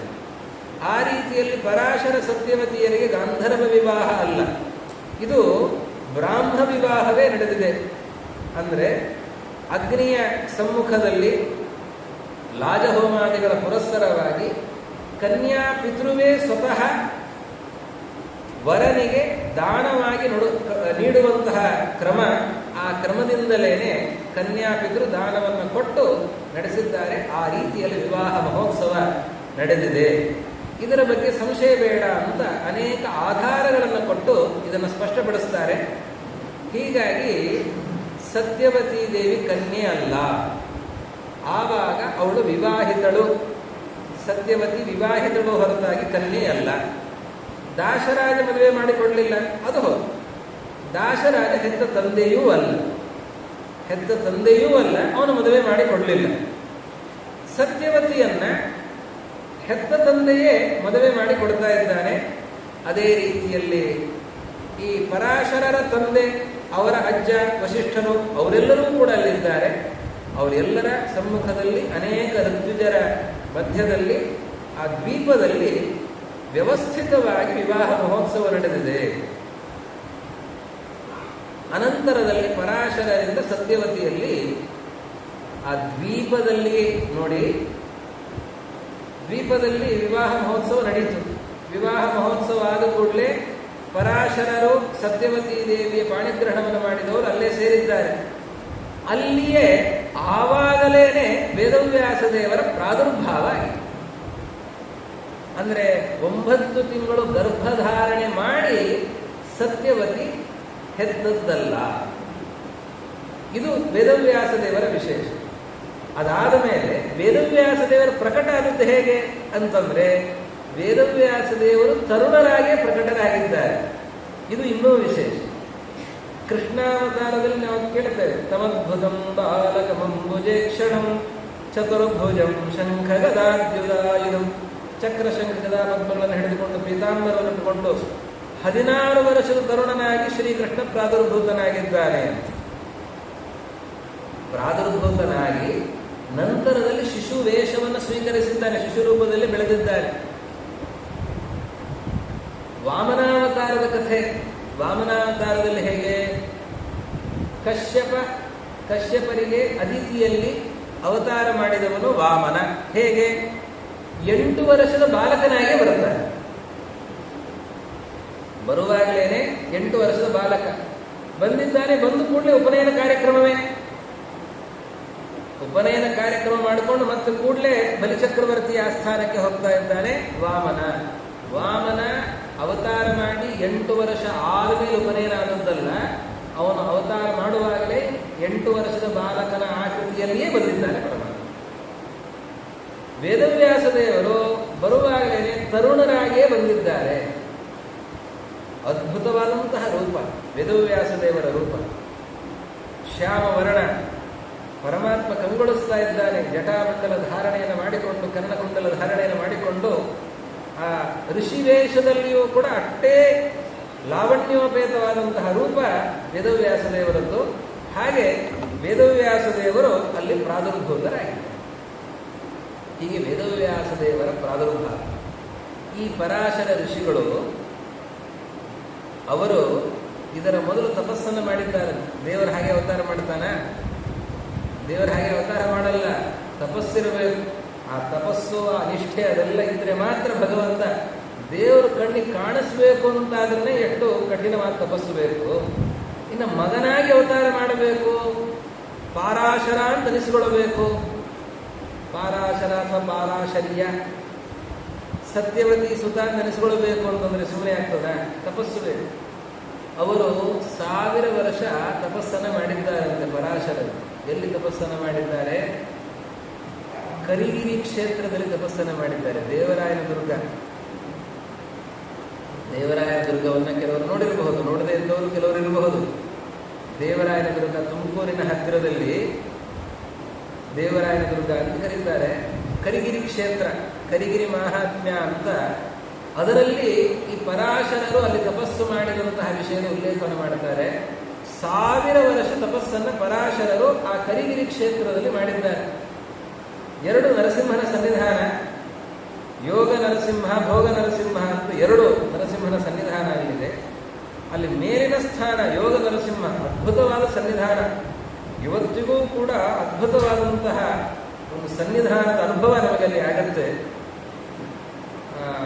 ಒಂದು 25-30 ವರ್ಷಗಳ ಹಿಂದಿನ ತನಕವೂ ಕೂಡ ಹೇಗಿತ್ತು ಅಂದರೆ, ಆ ನರಸಿಂಹನ ಸನ್ನಿಧಾನ ಏನಿದೆ, ಆ ನರಸಿಂಹನ ಆಕೃತಿ ಏನಿದೆ, ಆ ಆ ನರಸಿಂಹನ ಕೆಳಗೆ ಬಾಳೆ ಎಲೆಯನ್ನು ಹಾಸಿದರೆ ಹೀಗೆ ಇಲ್ಲಿಂದ ಹಾಕಿದರೆ ಆ ಕಡೆ ಹೊರಗಡೆ ಬರ್ತಾ ಇತ್ತು. ಸುತ್ತಲೂ ಕೂಡ ಎಲ್ಲಿಯೂ ಕೂಡ ಭೂಸ್ಪರ್ಶವೇ ಇಲ್ಲ. ಭೂಸ್ಪರ್ಶ ಇಲ್ಲದಂತೆ ಆ ನರಸಿಂಹ ಇದ್ದ. ಜೀರ್ಣೋದ್ಧಾರ ಆದಾಗ ನಂತರದಲ್ಲಿ ಇವತ್ತು ಭೂಸ್ಪರ್ಶ ಆಗಿದೆ. 94ನೇ ಇಸ್ವಿಯ ತನಕವೂ ಕೂಡ ಭೂಸ್ಪರ್ಶ ಆಗದೇನೆ ನರಸಿಂಹ ಹಾಗೆ ಇದ್ದ. ನಾವು ಹಾಗೆ ನೋಡಿದ್ದೇವೆ ಅಂತ ಹೇಳಿದ್ದನ್ನು ನಾನು ಕೇಳಿದ್ದೇನೆ, ನಾನು ನೋಡಲಿಲ್ಲ ಆವಾಗ. ಹಾಗೆ ಆ ನರಸಿಂಹದೇವರ ಸನ್ನಿಧಾನ ಬಹಳ ಜಾಗೃತ ಸನ್ನಿಧಾನ. ಬ್ರಹ್ಮದೇವರು ಆ ಪರಮಾತ್ಮನ ಪಾದವನ್ನು ತೊಳೆದಾಗ ಆ ಜಲಧಾರೆ ಹರಿದು ಬಂದದ್ದು ಆ ನರಸಿಂಹನ ಸನ್ನಿಧಾನದ ಕೆಳಭಾಗದಲ್ಲಿ ಇದೆ. ತೀರ್ಥಪಾದ ಅಂತ ಕರೀತಾರೆ. ಅತ್ಯಂತ ಪವಿತ್ರವಾದಂತಹ ಸ್ಥಳ. ನರಸಿಂಹನಿಗೆ ಅಭಿಷೇಕ ಮಾಡಿದ್ದು ಇವತ್ತಿಗೂ ಕೂಡ ಅಲ್ಲಿ ಸೇರುತ್ತದೆ. ಹೇಗೆ ಹೋಗ್ತದೆ ಅಂತ ಇವತ್ತಿಗೂ ಅರ್ಥ ಆಗಲ್ಲ. ಆದರೆ ಅಲ್ಲಿ ಯಾವತ್ತಿಗೂ ನೀರಿದ್ದೇ ಇರ್ತದೆ. ಬೆಟ್ಟದ ಮೇಲೆ 12 ತಿಂಗಳು ಕೂಡ ಅಲ್ಲಿ ನೀರಿರುತ್ತದೆ. ಅಂತಹ ಒಂದು ಅದ್ಭುತ ಸನ್ನಿಧಾನ ಇರುವಂತಹ ಕ್ಷೇತ್ರ. ಆ ತೀರ್ಥಪಾದದಲ್ಲಿ ನಿತ್ಯವೂ ಕೂಡ ಪರಾಶರರು ಸ್ನಾನವನ್ನು ಮಾಡಿ ತಪಸ್ಸನ್ನು ಮಾಡಿದ್ದಾರಂತೆ. ಅವರು 1000 ವರ್ಷ ತಪಸ್ಸನ್ನು ಮಾಡಿದ್ದಾರೆ. ಆ ತಪಸ್ಸನ್ನು ಮಾಡಿದಾಗ ಪರಮಾತ್ಮ ಪ್ರತ್ಯಕ್ಷನಾಗಿದ್ದಾನೆ. ಏನು ಬೇಕು ವರ ಅಂತ ಕೇಳಿದಾಗ, ನೀನು ನನಗೆ ಮಗನಾಗಿ ಬರಬೇಕು ಅಂತ ಪರಮಾತ್ಮನ ಹತ್ರ ಕೇಳಿಕೊಂಡಿದ್ದಾರೆ ಪರಾಶರರು. ಅದಕ್ಕೆ ಪರಮಾತ್ಮ ತಥಾಸ್ತು ಅಂತ ಹೇಳಿ ಅನುಗ್ರಹವನ್ನು ಮಾಡಿದ್ದಾನೆ. ಹಾಗೆ ಆ ಮಹನೀಯರಾದಂತಹ ಪರಾಶರರು ತಪಸ್ಸನ್ನು ಮಾಡಿ ಪರಮಾತ್ಮನನ್ನು ಮಗನನ್ನಾಗಿ ಪಡೀತಾ ಇದ್ದಾರೆ. ಪರಮಾತ್ಮ ಅವನು ಅಕ್ರಮಕ್ಕೆ ಹುಟ್ಟಿದವನು ಅಂತ ಯಾರಾದರೂ ಹೇಳಿದರೆ ಅವರ ನಾಲಿಗೆ ಬಿದ್ದೋದಿದ್ದಂತೆ. ಅಂತಹ ಅಪಚಾರ ಆದೀತು. ಆದ್ದರಿಂದ ಹಾಗೆ ಎಂದಿಗೂ ಕೂಡ ಭಾವಿಸಬಾರದು, ಹಾಗೆ ಹೇಳಬಾರದು. ಸರಿಯಾಗಿ ಆಧಾರವನ್ನು ತಿಳಿದುಕೊಂಡು ಮಾತಾಡಬೇಕು. ಪರಮಾತ್ಮ ಹಾಗಾದರೆ ಕಾನೀನ, ವೇದವ್ಯಾಸರನ್ನ ಕಾನೀನ ಅಂತ ಅಲ್ಲಲ್ಲಿ ಹೇಳೋದು ಕಾಣಿಸುತ್ತಲ್ಲ. ಏನದರ ಅಭಿಪ್ರಾಯ ಅಂತಂದರೆ, ಕನ್ಯೆಗೆ ಹುಟ್ಟಿದವನು ಅಂತ ಅಭಿಪ್ರಾಯದಲ್ಲಿ ಕಾನೀನ ಅಲ್ಲ, ಕಮನೀಯ ಅಂತನ್ನೋ ಅರ್ಥದಲ್ಲಿ ಕಾನೀನ ಅಂತ ಹೇಳ್ತಾರೆ ಅಂತ ಒಂದು. ಮತ್ತೊಂದು ಇನ್ನೊಂದೇನು ಅಂತಂದರೆ, ಸತ್ಯವತಿ ದೇವಿಯಲ್ಲಿ ವೇದವ್ಯಾಸ ದೇವರು ಪ್ರಾದುರ್ಭೂತರಾಗಿದ್ದಾರೆ. ವೇದವ್ಯಾಸ ದೇವರನ್ನು ಕರೆದುಕೊಂಡು ಪರಾಶರರು ಹೊರಟರಂತೆ. ಆವಾಗ ಸತ್ಯವತಿ ದೇವಿ ಅವಳು ನಮಸ್ಕಾರ ಮಾಡಿ ಕೇಳ್ತಾಳೆ, ಸ್ವಾಮಿ ನಾನೇನು ಮಾಡಲಿ? ನೀನು ನಿನ್ನ ತಂದೆ ಹತ್ರ ದಾಶರಾಜನ ಹತ್ರ ಹೋಗು. ಅಲ್ಲ, ಮತ್ತೆ ನಾನು ನಿಮ್ಮ ಮಡದಿ ನನ್ನ ಜೊತೆ ಬರಬೇಕಲ್ಲ? ಅದಕ್ಕೆ ಅವ್ರು ಹೇಳ್ತಾರೆ, ಇಲ್ಲ, ನಾನು ತಪಸ್ಸನ್ನು ಮಾಡಲಿಕ್ಕೆ ನಾನು ಮತ್ತೆ ಹೋಗ್ತಾ ಇದ್ದೇನೆ. ನಾನು ನಿನಗೆ ಅನುಗ್ರಹವನ್ನು ಮಾಡ್ತೇನೆ, ನೀನು ಮತ್ತೆ ಕನ್ಯೆಯೇ ಆಗಿರುತ್ತೀಯಾ ಅಂತ ಅವರು ಅನುಗ್ರಹವನ್ನು ಮಾಡ್ತಾರೆ. ನೋಡಿ, ತಪಸ್ವಿಗಳಾದ ಪರಾಶರರು ತಪಸ್ಸಿನ ಶಕ್ತಿಯಿಂದ, ತಮ್ಮ ಯೋಗ ಶಕ್ತಿಯಿಂದ ವಿವಾಹಿತಳಾದಂತಹ ಸತ್ಯವತಿಯನ್ನ ಮತ್ತೆ ಕನ್ಯೆಯನ್ನಾಗಿ ಮಾಡಿದ್ದಾರೆ. ಇದು ಅಲೌಕಿಕವಾದಂತಹ ಶಕ್ತಿ. ಹೀಗೆ ಸತ್ಯವತಿ ಮತ್ತೆ ಕನ್ಯೆಯಾಗಿದ್ದಾಳೆ. ಜೊತೆಗೆ ವಿವಾಹ ಮಾಡಿಕೊಳ್ಳುವ ಮೊದಲೇ ಪರಾಶರರು ಅವಳಿಗೆ ಅನುಗ್ರಹವನ್ನು ಮಾಡಿ, ಅವಳು ಮತ್ಸ್ಯಗಂಧ ಆಗಿದ್ದು, ಮೈಯಿಂದ ಮೀನಿನ ವಾಸನೆ ಬರ್ತಾ ಇತ್ತು. ಆದರೆ ಪರಾಶರರು ಅನುಗ್ರಹವನ್ನು ಮಾಡಿದ್ದಾರೆ. ಅವಳು ಯೋಜನ ಗಂಧ ಆಗಿದ್ದಾಳೆ. ಸುತ್ತಲೂ ಕೂಡ ಅವಳಿದ್ದಾಳೆ ಅಂತಂದರೆ, ಸುತ್ತಲೂ ಕೂಡ 1 ಯೋಜನದ ಸುತ್ತಳತೆಯಲ್ಲಿ, 1 ಯೋಜನ ಅಂತಂದರೆ ಹೆಚ್ಚು ಕಡಿಮೆ 8 ಕಿಲೋಮೀಟರ್, 8, 10 ಅಂತ ಬೇರೆ ಬೇರೆ ರೀತಿಯಲ್ಲಿ ವಿಶ್ಲೇಷಣೆ ಮಾಡೋದಿದೆ. ಅಷ್ಟು ಸುತ್ತಳತೆಯಲ್ಲಿ ಎಲ್ಲ ಕಡೆಯಲ್ಲೂ ಸುಗಂಧ, ಒಳ್ಳೆ ಸುಗಂಧ ಬರ್ತಾ ಇತ್ತು. ಹಾಗೆ ಪರಾಶರರು ತಮ್ಮ ತಪಸ್ಸಿನ ಶಕ್ತಿಯಿಂದ ಅವಳನ್ನು ಮತ್ಸ್ಯಗಂಧೆಯನ್ನ ಯೋಜನಗಂಧೆಯನ್ನಾಗಿ ಮಾಡಿದ್ದಾರೆ. ಹಾಗೆ ಅನುಗ್ರಹವನ್ನು ಮಾಡಿದ್ದಾರೆ. ಅಲ್ಲಿ ವೇದವ್ಯಾಸ ದೇವರು ಪ್ರಾದುರ್ಭೂತರಾಗಿದ್ದಾರೆ. ಹಾಗೆ ವೇದವ್ಯಾಸ ದೇವರು ಪ್ರಾದುರ್ಭೂತರಾಗಿ ತಕ್ಷಣದಲ್ಲಿಯೇ ಅವರು ವೇದ ವಿಭಾಗವನ್ನು ಮಾಡ್ತಾರೆ. ಏನು ವೇದ ವಿಭಾಗವನ್ನು ಮಾಡೋದು ಅಂತಂದರೆ, ನೋಡಿ, ಒಂದು ವೇಳೆ ಜನನವೇ ಸರಿ ಇಲ್ಲ ಅಂತಾದರೆ ಇಷ್ಟೆಲ್ಲ ಕೆಲಸಗಳನ್ನು ಮಾಡೋದಕ್ಕೆ ಸಾಧ್ಯ ಇದೆಯಾ? ಸರ್ವಜ್ಞರೇ ಆಗಿರುವ ವೇದವ್ಯಾಸ ದೇವರು ಮಾಡ್ತಾ ಇರುವಂತಹ ಕೆಲಸಗಳು ಎಷ್ಟು ಅದ್ಭುತವಾದಂತಹ ಕೆಲಸ. ಹಿಂದೆ ಬರಗಾಲ ಬಂದಿತ್ತು. ಋಷಿಗಳೆಲ್ಲ ಈ ಬರಗಾಲದಿಂದ ಪೀಡಿತರಾಗಿದ್ದರು. ಆ ಋಷಿಗಳು ಏನು ಮಾಡಬೇಕು ಅಂತ ಕಂಗಾಲಾದಾಗ ಅವರಿಗೆ ಒಂದು ಸುದ್ದಿ ಗೊತ್ತಾಯಿತು. ಗೌತಮ ಋಷಿಗಳು ಅವರು ಎಲ್ಲಿ ಆಶ್ರಮದಲ್ಲಿ ತಪಸ್ಸನ್ನು ಮಾಡ್ತಾ ಇದ್ದಾರೆ ಅಲ್ಲಿ ಸಮೃದ್ಧಿ ಇದೆ, ಸುತ್ತಮುತ್ತಲೂ ಕೂಡ ಸಮೃದ್ಧಿ ಇದೆ, ಗೌತಮರ ಆಶ್ರಮದಲ್ಲಿ ಸಮೃದ್ಧಿ ಇದೆ ಅಂತ. ಸರಿ, ಹಾಗಾದರೆ ಗೌತಮರ ಹತ್ರ ಬಂದ್ರಂತೆ, ಸ್ವಾಮಿ ನಾವು ಕಷ್ಟದಲ್ಲಿದ್ದೇವೆ, ಬರಗಾಲ ಬಂದಿದೆ, 12 ವರ್ಷದಿಂದ ಮಳೆಯೇ ಇಲ್ಲ, ಬೆಳೆಯೇ ಇಲ್ಲ, ಏನಿಲ್ಲ. ಇವರು ಗೌತಮರು ಹೇಗೆ ಅಂತಂದ್ರೆ, ಅವರ ತಪಸ್ಸು ಎಷ್ಟು ಅಂತಂದ್ರೆ, ಅವರು ಸ್ನಾನಕ್ಕೆ ಹೋಗುವಾಗ ಹೀಗೆ ಬೀಜ ಹೀಗೆ ಹಾಕೊಂಡು ಹೋಗ್ತಾ ಇದ್ರಂತೆ. ಸ್ನಾನ ಮಾಡ್ಕೊಂಡು ಬರೋ ಅಷ್ಟೊತ್ತಿಗೆ ಅದು ಬೆಳೆ ಬಂದು ನಿಂತಿರ್ತಿತ್ತಂತೆ. ಎಂಥ ತಪಸ್ಸು ನೋಡಿ. ನಿತ್ಯ ಹೊಸ ಬೆಳೆ, ನಿತ್ಯ ಹೊಸ ಬೆಳೆ, ಅಂಥ ತಪಸ್ಸು ಗೌತಮ ಋಷಿಗಳು. ಗೌತಮ ಋಷಿಗಳ ಹತ್ರ ಹೇಳ್ತಾರೆ, ನಮಗೇನಾದ್ರೂ ಆಶ್ರಯ ಸಿಗತ್ತೆ ನಿಮ್ಮ ಹತ್ರ ಅವಶ್ಯವಾಗಿ ಅಂತ. ಗೌತಮರು ಬಹಳ ಸಂತೋಷದಿಂದ ಅವರೆಲ್ಲರನ್ನೂ ಕೂಡ ಒಪ್ಪಿಕೊಡುತ್ತಾರೆ. ಕಥೆಯಲ್ಲಿ ನಿಮಗೆ ಗೊತ್ತಿದೆ. ಗೌತಮರ ಆಶ್ರಮದಲ್ಲಿ ಇರುತ್ತಾರೆ. 12 ವರ್ಷದ ತನಕ ಕ್ಷಾಮ, ಆ ಕ್ಷಾಮ ಎಲ್ಲ ಮುಗಿಯಿತು, ಮಳೆ ಬೆಳೆ ಎಲ್ಲ ಕಡೆಯಲ್ಲಿ ಸಮೃದ್ಧಿಯಾಯಿತು. ಅವರಿಗೆ ಮತ್ತೆ ತಮ್ಮ ತಮ್ಮ ಆಶ್ರಮಕ್ಕೆ ಹಿಂತಿರುಗಿ ಹೋಗಬೇಕು ಅಂತ ಅಪೇಕ್ಷೆ. ಗೌತಮರ ಹತ್ರ ಹೇಳಿದ್ರಂತೆ, ಅವರಂತಾರೆ, ಯಾಕೆ ಹೋಗ್ತೀರಾ, ಇಲ್ಲೇ ಇದ್ದೀರಾ, ಸಮೃದ್ಧವಾಗಿ ಎಲ್ಲರಿಗೂ ಕೂಡ ನಿತ್ಯ ಅನ್ನದಾನ ಆಗ್ತಾ ಇದೆ, ನನಗೊಂದು ಅವಕಾಶ ಸಿಕ್ಕಿದೆ, ಜ್ಞಾನ ಕಾರ್ಯ ನಡೀತಾ ಇದೆ, ಎಷ್ಟು ದಿನನಿತ್ಯವೂ ಕೂಡ ಶಾಸ್ತ್ರಗಳ ಚಿಂತನೆ, ಪಾಠ, ಪ್ರವಚನ, ವೇದ ಘೋಷ ಇದೆಲ್ಲ ನಡೀತಾ ಇದೆ, ಎಷ್ಟು ಜನ ವೈದಿಕರಿದ್ದೀರಿ, ನಿತ್ಯ ವೇದ ಪಾರಾಯಣ ನಡೀತಾ ಇದೆ, ವೇದಾರ್ಥ ಚಿಂತನೆ ನಡೀತಾ ಇದೆ, ಇದಕ್ಕಿಂತ ದೊಡ್ಡದೇನು, ಆದ್ದರಿಂದ ನೀವು ಎಲ್ಲಿಗೂ ಹೋಗಬೇಡಿ, ಇಲ್ಲೇ ಇರಿ ಅಂತಂದ್ರೆ. ಮತ್ತೆ ಇನ್ನೊಂದು ಸರ್ತಿ ಕೇಳಿದ್ರಂತೆ, ಹೋಗಬೇಡಿ ಇಲ್ಲೇ ಇರಿ ಅಂತ. ಎಷ್ಟು ಸರ್ತಿ ಕೇಳಿದರೂ ಕೂಡ ಗೌತಮರು ಒಪ್ಪಿಗೆ ಕೊಡ್ತಾ ಇಲ್ಲ, ಅಲ್ಲೇ ಇದ್ದಾರೆ. ಅವರಿಗೆ ಹೋಗಬೇಕು ಅಂತ ಆಸೆ, ಏನೇ ಸಂತೋಷ ಇದ್ರೂ ಕೂಡ ಕ್ಷೇತ್ರಕ್ಕೆ ಹೋಗಿ ಸಂತೋಷ ಆಗಿದೆ ಅಂತ ಅಲ್ಲೇ ಇರಲಿಕ್ಕೆ ಆಗ್ತದ, ಮತ್ತಿರಿಗೆ ಹಿಂತಿರುಗಿ ಹೋಗಲೇಬೇಕಲ್ಲ. ಅವರಿಗೆ ಹೋಗಬೇಕು ಅಂತ ಅಪೇಕ್ಷೆ. ಗೌತಮರು ಬಿಡ್ತಾ ಇಲ್ಲ. ಅವರು ಆಲೋಚನೆ ಮಾಡ್ತಾ ಇದ್ದಾರಂತೆ. ಗಣಪತಿ ಬಂದಂತೆ, ಏನು ಆಲೋಚನೆ ಮಾಡ್ತಾ ಇದ್ದೀರಿ, ಕಥೆ ಗೊತ್ತಿದೆ ನಿಮಗೆ. ಹೀಗೆ ಗೌತಮನು ಬಿಡ್ತಾ ಇಲ್ಲ. ಸರಿ, ಒಂದು ಕೆಲಸ ಮಾಡಿ, ನಿಮ್ಮ ತಪಸ್ಸಿನಿಂದ ಒಂದು ಹಸುವನ್ನು ಸೃಷ್ಟಿ ಮಾಡಿ, ಆ ಹಸುವನ್ನ ಈ ಹೊಲದಲ್ಲಿ ಮೇಯುವಂತೆ ಮಾಡಿ ಅಂತ. ಅದು ಹೇಗಿರಬೇಕು ಅಂತಂದ್ರೆ, ಸುಮ್ಮನೆ ಅಷ್ಟಂತಂದ್ರೆ ಬಿದ್ದು ಹೋಗಿರ್ಬೇಕು, ಸತ್ತೇ ಹೋಗಿರಬೇಕು, ಹಾಗೆ ಸೃಷ್ಟಿ ಮಾಡಿ ಅಂತಹ ಒಂದು ಗೋ ಸೃಷ್ಟಿಯನ್ನು ಮಾಡಿದ್ರಂತೆ. ಆ ಗೋವು, ಹಸು, ಇವರು ಏನು ಬಿತ್ತನೆಯನ್ನು ಮಾಡಿದ್ದಾರೆ, ಆ ಭೂಮಿಯಲ್ಲಿ ತಿಂತಾ ಇದೆ, ಧಾನ್ಯವನ್ನು ತಿಂತಾ ಇದೆ. ಗೌತಮರು ಬಂದವರು ಧಾನ್ಯ ತಿಂತಾ ಇದೆಯಲ್ಲ ಅಂತ ಹೇಳಿ ಅವರು ಅಂತಂದ್ರು. ಅಷ್ಟೊತ್ತಿಗೆ ಆ ಗೋ ಸತ್ತೇ ಹೋಯಿತು. ಇವರು ಬಂದರು, ಸ್ವಾಮಿ ಅಥವಾ ಗೋಹತ್ಯೆ ಮಾಡಿದ್ದೀರಿ, ಗೋಹತ್ಯೆ ಮಾಡಿದವರು ಹತ್ರ ನಾವು ಇರೋದಿಲ್ಲ ಅಂತ ಹೇಳಿ ಇವರೆಲ್ಲ ಅಲ್ಲಿಂದ ಹೊರಟರು. ಬಹಳ ಬೇಸರ ಆಯಿತು ಅವರಿಗೆ. ಗೋಹತ್ಯೆ ಆದದ್ದು ಒಂದು, ಇವರೆಲ್ಲ ಬಿಟ್ಟು ಹೋದದ್ದು ಇನ್ನೊಂದು, ಅದರ ಜೊತೆ ಅಪವಾದ ಹಾಕಿ ಹೋದದ್ದು ಇನ್ನೊಂದು. ಬಹಳ ಬೇಸರ ಆಯಿತು. ಅವರು ದಿವ್ಯ ದೃಷ್ಟಿಯಿಂದ ಆಲೋಚನೆ ಮಾಡಿದ್ರಂತೆ. ಗೊತ್ತಾಯ್ತು ಅವರಿಗೆ, ಗಣಪತಿ ಬಂದದ್ದು, ಹೇಳಿದ್ದು ಇದೆಲ್ಲ ಗೊತ್ತಾಯ್ತು. ಇವರು ಬೇಕು ಅಂತಲೇ ಸೃಷ್ಟಿ ಮಾಡಿ ನನಗೆ ಮೋಸ ಮಾಡಿದ್ದಾರೆ, ಇವರು ಎಲ್ಲರ ಜ್ಞಾನ ನಶಿಸಿ ಹೋಗಲಿ ಅಂತ ಶಾಪ ಕೊಟ್ಟರು. ಎಲ್ಲರ ಜ್ಞಾನ ನಾಶ ಆಗೋಯ್ತು.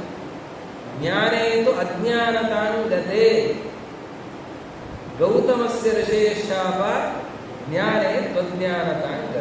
ಗೌತಮ ಋಷಿಗಳ ಶಾಪದಿಂದ ಎಲ್ಲ ಕಡೆ ಜ್ಞಾನ ನಾಶ ಆಗೋಯ್ತು, ಎಲ್ಲ ಮಂದಮತಿಗಳಾಗಿ ಹೋಯ್ತು, ವೇದ ಎಲ್ಲ ಮರ್ತೋಯ್ತು, ವೇದಾರ್ಥ ಚಿಂತನೆ ಯಾವುದಿಲ್ವೇ ಇಲ್ಲ, ಏನೂ ಗೊತ್ತಾಗ್ತಾ ಇಲ್ಲ, ಎಲ್ಲ ದಡ್ಡರಾಗಿ ಹೋಗ್ಬಿಟ್ರಂತೆ. ಗತಿಯೇನು? ಆವಾಗ ಮತ್ತೆ ವೇದೋದ್ಧಾರ ಮಾಡೋದಕ್ಕೆ ವೇದವ್ಯಾಸ ದೇವರ ಅವತಾರ. ಹಾಗೆ ಅನೇಕ ವರ್ಷಗಳು ಕಳೆದ ನಂತರದಲ್ಲಿ ಮತ್ತೆ ವೇದೋದ್ಧಾರವನ್ನು ಮಾಡೋದಕ್ಕಾಗಿ ವೇದವ್ಯಾಸ ದೇವರು ಅವತಾರ ಮಾಡಿದ್ದಾರೆ.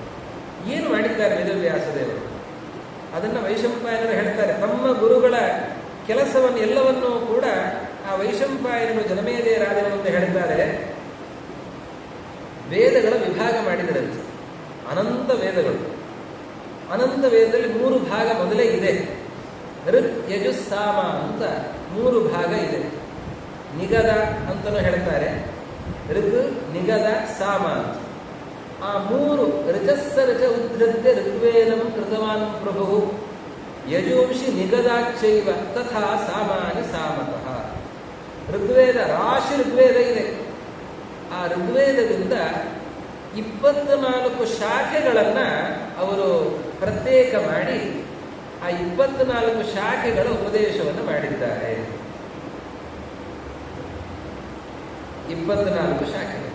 ಇವತ್ತೆಷ್ಟಿದೆ? ಇವತ್ತು ಅಧ್ಯಯನ ಪರಂಪರೆಯಲ್ಲಿರುವುದು 1 ಶಾಖೆ. ಇನ್ನೊಂದೆರಡು ಶಾಖೆಗಳು ಉಪಲಬ್ಧಿ ಇದೆ, ಪಾಠ ಪರಂಪರೆಯಲ್ಲಿಲ್ಲ. 24ರಲ್ಲಿ ಉಳಿದುದಷ್ಟೇ. ಇನ್ನು ಯಜುರ್ವೇದ, ಅದು ನಿಗದದಿಂದ ಯಜಸ್ಸನ್ನು ತೆಗೆದರು. ಎಷ್ಟು ಅಂತಂದರೆ 101 ಶಾಖೆಗಳು ಯಜುರ್ವೇದ. ಅದರಲ್ಲಿ ಅಧ್ಯಯನ ಪರಂಪರೆಯಲ್ಲಿ 2 ಪರಂಪರೆಗಳು ಚೆನ್ನಾಗಿವೆ. ಶುಕ್ಲ ಯಜುರ್ವೇದ, ಕೃಷ್ಣ ಯಜುರ್ವೇದ ಅಂತ 2 ಯಜುಶಾಖೆಗಳು ಅದು ಅಧ್ಯಯನ ಪರಂಪರೆಯಲ್ಲಿವೆ. ಅದಲ್ಲದೇನೆ ಮೈತ್ರಾಯಣಿ ಸಂಹಿತಾ ಇತ್ಯಾದಿ ಕೆಲವು 1-2 ಸಂಹಿತೆಗಳ ಉಪಲಬ್ಧಿ ಇದೆ, ಅದು ಅಧ್ಯಯನ ಪರಂಪರೆಯಲ್ಲಿ. ಇನ್ನ ಸಾಮ ಎಷ್ಟು? 1000 ಶಾಖೆಗಳು. ಸಾಮವೇದದ್ದು 1000 ಶಾಖೆಗಳು. ಅದರಲ್ಲಿ ಇವತ್ತು ಅಧ್ಯಯನ ಪರಂಪರೆಗಳಿದ್ದು 3 ಮಾತ್ರ: ಕೌಸುಮ, ರಾಣಾಯನೀಯ, ಜೈಮಿನೀಯ. ಅದರಲ್ಲಿ ರಾಣಾಯನೀಯ ಹೆಚ್ಚು ಪ್ರಚಾರದಲ್ಲಿದೆ, ಕೌಸುಮ ಸ್ವಲ್ಪ ಮಟ್ಟಿಗಿದೆ, ಜೈಮಿನೀಯ ಇನ್ನೂ ವಿರಳವಾಗಿದೆ. ಹಾಗೆ 3 ಸಾಮವೇದದ ಶಾಖೆಗಳು ಇವತ್ತು ಅಧ್ಯಯನ ಪರಂಪರೆಯಲ್ಲಿ ಉಳ್ಕೊಂಡಿವೆ. ವೇದವ್ಯಾಸ ದೇವರು 1000ವನ್ನು ಕೊಡ್ತಾರೆ. ಇನ್ನೊಂದು ಅಥರ್ವ ವೇದ, ಅದು 12 ಶಾಖೆಗಳ ವೇದವನ್ನು ಅವರು ನೀಡುತ್ತಾ ಇದ್ದಾರೆ. ಇಷ್ಟು ವೇದಗಳನ್ನು ವಿಭಾಗ ಮಾಡಿ ಕೊಟ್ಟಿದ್ದಾರೆ. ಅದರಲ್ಲಿ ಪೈಲ ಋಷಿಗಳನ್ನು ಋಗ್ವೇದ ಪ್ರವರ್ತನೆಗೆ ಅಂತ ನೇಮಿಸಿದ್ದಾರೆ, ವೈಶಂಪಾಯನರನ್ನ ಯಜುಶಾಖೆಯ ಪ್ರವರ್ತನೆಗೆ ಅಂತ, ಆಮೇಲೆ ಜೈಮಿನಿ ಋಷಿಗಳನ್ನು ಸಾಮಶಾಖೆಯ ಪ್ರವರ್ತನೆಗೆ ಅಂತ, ಆಮೇಲೆ ಸುಮಂತು ಋಷಿಗಳನ್ನು ಅಥರ್ವ ವೇದದ ಶಾಖೆಯ ಪ್ರವರ್ತನೆಗೆ ಅಂತ ನೇಮಿಸಿದ್ದಾರೆ. ನಿತ್ಯ ಬ್ರಹ್ಮಯಜ್ಞ ಮಾಡುವವರಿಗೆ ಈ ಹೆಸರು ಗೊತ್ತಿರುತ್ತದೆ. ಸುಮಂತು, ಜೈಮಿನಿ, ವೈಶಂಪಾಯನ, ಪೈಲ ಸೂತ್ರ ಅಂತ ಅವರದ್ದೆಲ್ಲ ಹೆಸರು ಹೇಳುವಂತಹ ಕ್ರಮ ಇದೆ. ಅವರಿಗೆಲ್ಲ ಕೃತಜ್ಞತಾ ಸಮರ್ಪಣೆ. ಇಂತಹ ಅಧ್ಯಯನ ಪರಂಪರೆಯನ್ನು ನೀವು ಮುಂದುವರೆಸಿದ್ದೀರಿ, ವೇದವ್ಯಾಸ ದೇವರಿಂದ ವಿದ್ಯೆಯನ್ನು ಪಡೆದುಕೊಂಡು ನೀವು ಈ ಶಾಖೆಗಳನ್ನು, ವೇದಗಳನ್ನೆಲ್ಲವನ್ನು ಕೂಡ ಪಾಠ ಮಾಡಿ ಉಳಿಸಿದ್ದೀರಿ ಅಂತ ಕೃತಜ್ಞತಾ ಸಮರ್ಪಣೆ. ಇದು ನಿತ್ಯ ಬ್ರಹ್ಮಯಜ್ಞದಲ್ಲಿ, ದೇವ ಋಷಿ ಆಚಾರ್ಯ ತರ್ಪಣದಲ್ಲಿ ಮಾಡುವಂತಹ ಕೆಲಸ. ಇದು ಎಲ್ಲರ ಕರ್ತವ್ಯ, ನಾವೆಲ್ಲರೂ ಕೂಡ ಮಾಡಬೇಕಾದಂತಹ ಕರ್ತವ್ಯ. ಹಾಗೆ ಮಾಡಿದಂತಹ ವೇದವ್ಯಾಸ ದೇವರು ವೇದಗಳ ವಿಭಾಗವನ್ನು ಮಾಡಿದರು, ವೇದ ಪ್ರವರ್ತನೆಯನ್ನು ಮಾಡಿದರು. ಆಮೇಲೆ ವೇದಾರ್ಥ ಸಾರಭೂತವಾಗಿ ಮಹಾಭಾರತದ ರಚನೆಯನ್ನು ಮಾಡಿದರು. ಆಮೇಲೆ ಅನೇಕ ಗ್ರಂಥಗಳ ರಚನೆಯನ್ನು ಮಾಡಿದ್ದಾರೆ. ಇವತ್ತು ಅನುಪಲಬ್ಧವಾದ ಅನೇಕ ಗ್ರಂಥಗಳು, 18 ಪುರಾಣಗಳು, 18 ಉಪಪುರಾಣಗಳು, ಪುರಾಣ ರಾಜ ಅಂತ ಅನಿಸಿಕೊಂಡಿರುವ ಶ್ರೀಮದ್ ಭಾಗವತ, ಅದು ಕೂಡ 18 ಪುರಾಣಗಳಲ್ಲಿ ಒಂದು. ಹೀಗೆ ಇದರದೆಲ್ಲ ರಚನೆಯನ್ನ, ಬ್ರಹ್ಮಸೂತ್ರಗಳ ರಚನೆ, ಎಲ್ಲ ವೇದಗಳ ಅರ್ಥ ನಿರ್ಣಯಕ್ಕಾಗಿ ಬ್ರಹ್ಮಸೂತ್ರಗಳ ರಚನೆ, ಇದನ್ನೆಲ್ಲವನ್ನು ಕೂಡ ವೇದವ್ಯಾಸ ದೇವರು ಮಾಡಿದ್ದಾರೆ. ಅವರು ಏನು ಹೇಳಿದ್ದಾರೆ ಅದನ್ನು ನಾನು ನಿಮಗೆ ತಿಳಿಸ್ತೇನೆ ಅಂತ ಜನಮೇಲೆ ರಾಜನಿಗೆ ವೈಶಂಪಾಯನರು ಮೊದಲು ಗುರುಚರಿತ್ರೆಯನ್ನು ಹೇಳಿ ನಂತರದಲ್ಲಿ ಆ ಮಹಾಭಾರತದ ಕಥೆಯ ಆರಂಭವನ್ನು ಮಾಡುತ್ತಾರೆ.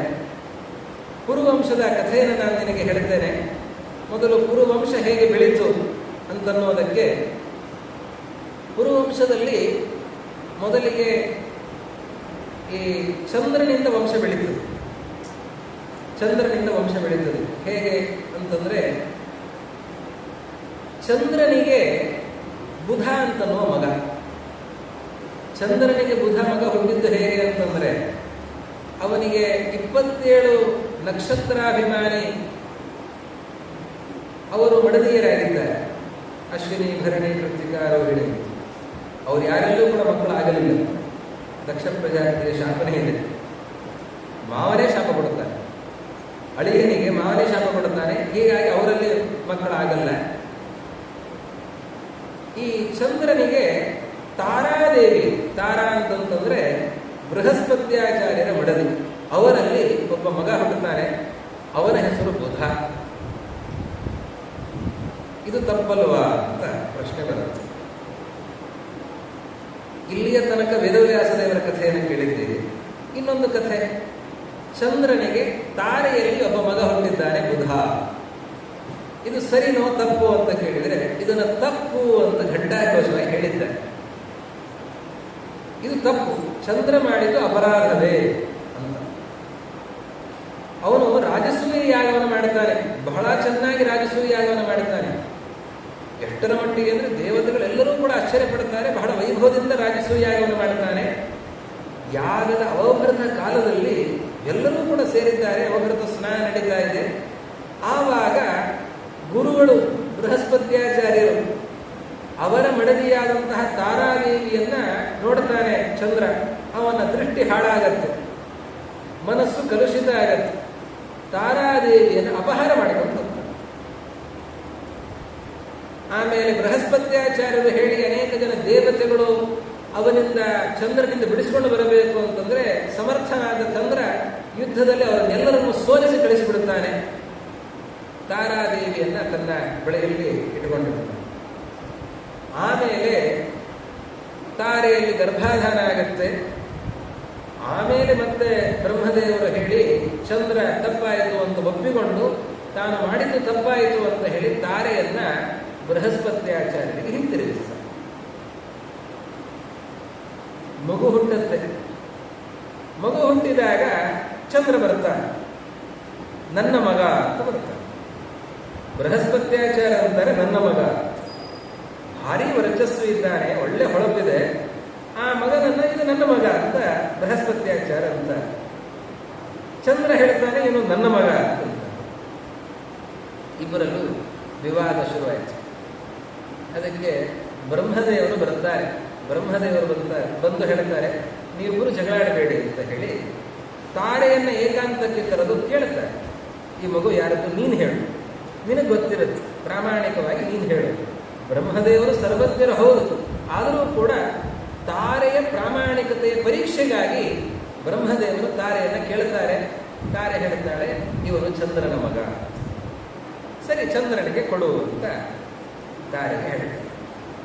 ಇದು ಚಂದ್ರ ಮಾಡಿದ್ದು ಅಪರಾಧವೇ? ಎಷ್ಟರ ಮಟ್ಟಿಗೆ ಅಪರಾಧ ಅಂತಂದ್ರೆ ಅದನ್ನು ಹೇಳ್ತಾರೆ, ದೇವತೆಗಳು ಅಪರೋಕ್ಷ ಜ್ಞಾನಿಗಳು. ಅಪರೋಕ್ಷ ಜ್ಞಾನೋತ್ತರದಲ್ಲಿ ಯಾವುದಾದ್ರೂ ತಪ್ಪನ್ನು ಮಾಡಿದರೆ ಅದು ತಪ್ಪು ಆಗೋದಿಲ್ಲ ಅಂತ ಇದೆ ಶಾಸ್ತ್ರ. ದೇವರನ್ನ ಕಂಡ ಮೇಲೂ ಕೆಲವು ತಪ್ಪುಗಳಾಗ್ತವೆ, ಆಗೋದಿಲ್ಲ ಅಂತಿಲ್ಲ. ಆದರೆ ತಪ್ಪು ಮಾಡಿದರೂ ದೇವರು ಅದನ್ನ ಮನ್ನಿಸ್ತಾನೆ, ಅದು ತಪ್ಪು ಅಂತ ಆಗೋದಿಲ್ಲ. ಹಾಗಾದರೆ ಎಲ್ಲ ತಪ್ಪುಗಳಿಗೂ ಕೂಡ ರಿಯಾಯಿತಿ ಇದೆಯಾ ಅಂತಂದ್ರೆ ಕೆಲವು ತಪ್ಪುಗಳಿಗೆ ರಿಯಾಯಿತಿ ಇಲ್ಲ. ಅದರಲ್ಲಿ ಇದು ಚಂದ್ರ ಮಾಡಿದ ಅಪರಾಧ. ಯಾಕೆ? ಚಂದ್ರ ಏನು ಮಾಡಿದ್ದಾನೆ, ತನ್ನ ಗುರುಪತ್ನಿಯನ್ನೇ ಕರೆದುಕೊಂಡು ಹೋಗಿದ್ದಾನೆ, ಸ್ವೀಕಾರ ಮಾಡಿದ್ದಾನೆ. ಇದು ಮಹಾಪರಾಧ ಆಗತ್ತೆ. ಎಷ್ಟರ ಮಟ್ಟಿಗೆ ಅಪರಾಧ ಆಗತ್ತೆ ಅಂತಂದ್ರೆ ಅವರಿಗೆ ಮೋಕ್ಷ ಏನು ಸಿಗಬೇಕು, ಮೋಕ್ಷದಲ್ಲಿ ಅವರಿಗೇನು ಆನಂದ ಆಗಬೇಕಲ್ಲ, ಆನಂದ ಸ್ವಲ್ಪ ಕುಗ್ಗತ್ತಂತೆ. ಯಾಕೆ? ಜ್ಞಾನೋತ್ತರದಲ್ಲಿ ಮಾಡಿದ ತಪ್ಪಿನ ಫಲ ಮೋಕ್ಷದಲ್ಲಿ ಆನಂದ ಹ್ರಾಸ. ಹಾಗೆ ಮನುಷ್ಯರು ಯಾರೇ ದೇವರನ್ನ ಕಂಡ ಮೇಲೂ ತಪ್ಪು ಮಾಡಿದರೆ ಆ ತಪ್ಪು ಎಂಥದ್ದು? ಸೋತ್ತಮ ಅಪರಾಧದಂತಹ ತಪ್ಪುಗಳನ್ನು ಮಾಡಿದರೆ ಅದಕ್ಕೆ ಮೋಕ್ಷದಲ್ಲಿಯೂ ಕೂಡ ಆನಂದ ಹ್ರಾಸ ಇದೆ. ಎಷ್ಟು ಆನಂದದ ಅನುಭವ ಆಗಬೇಕು?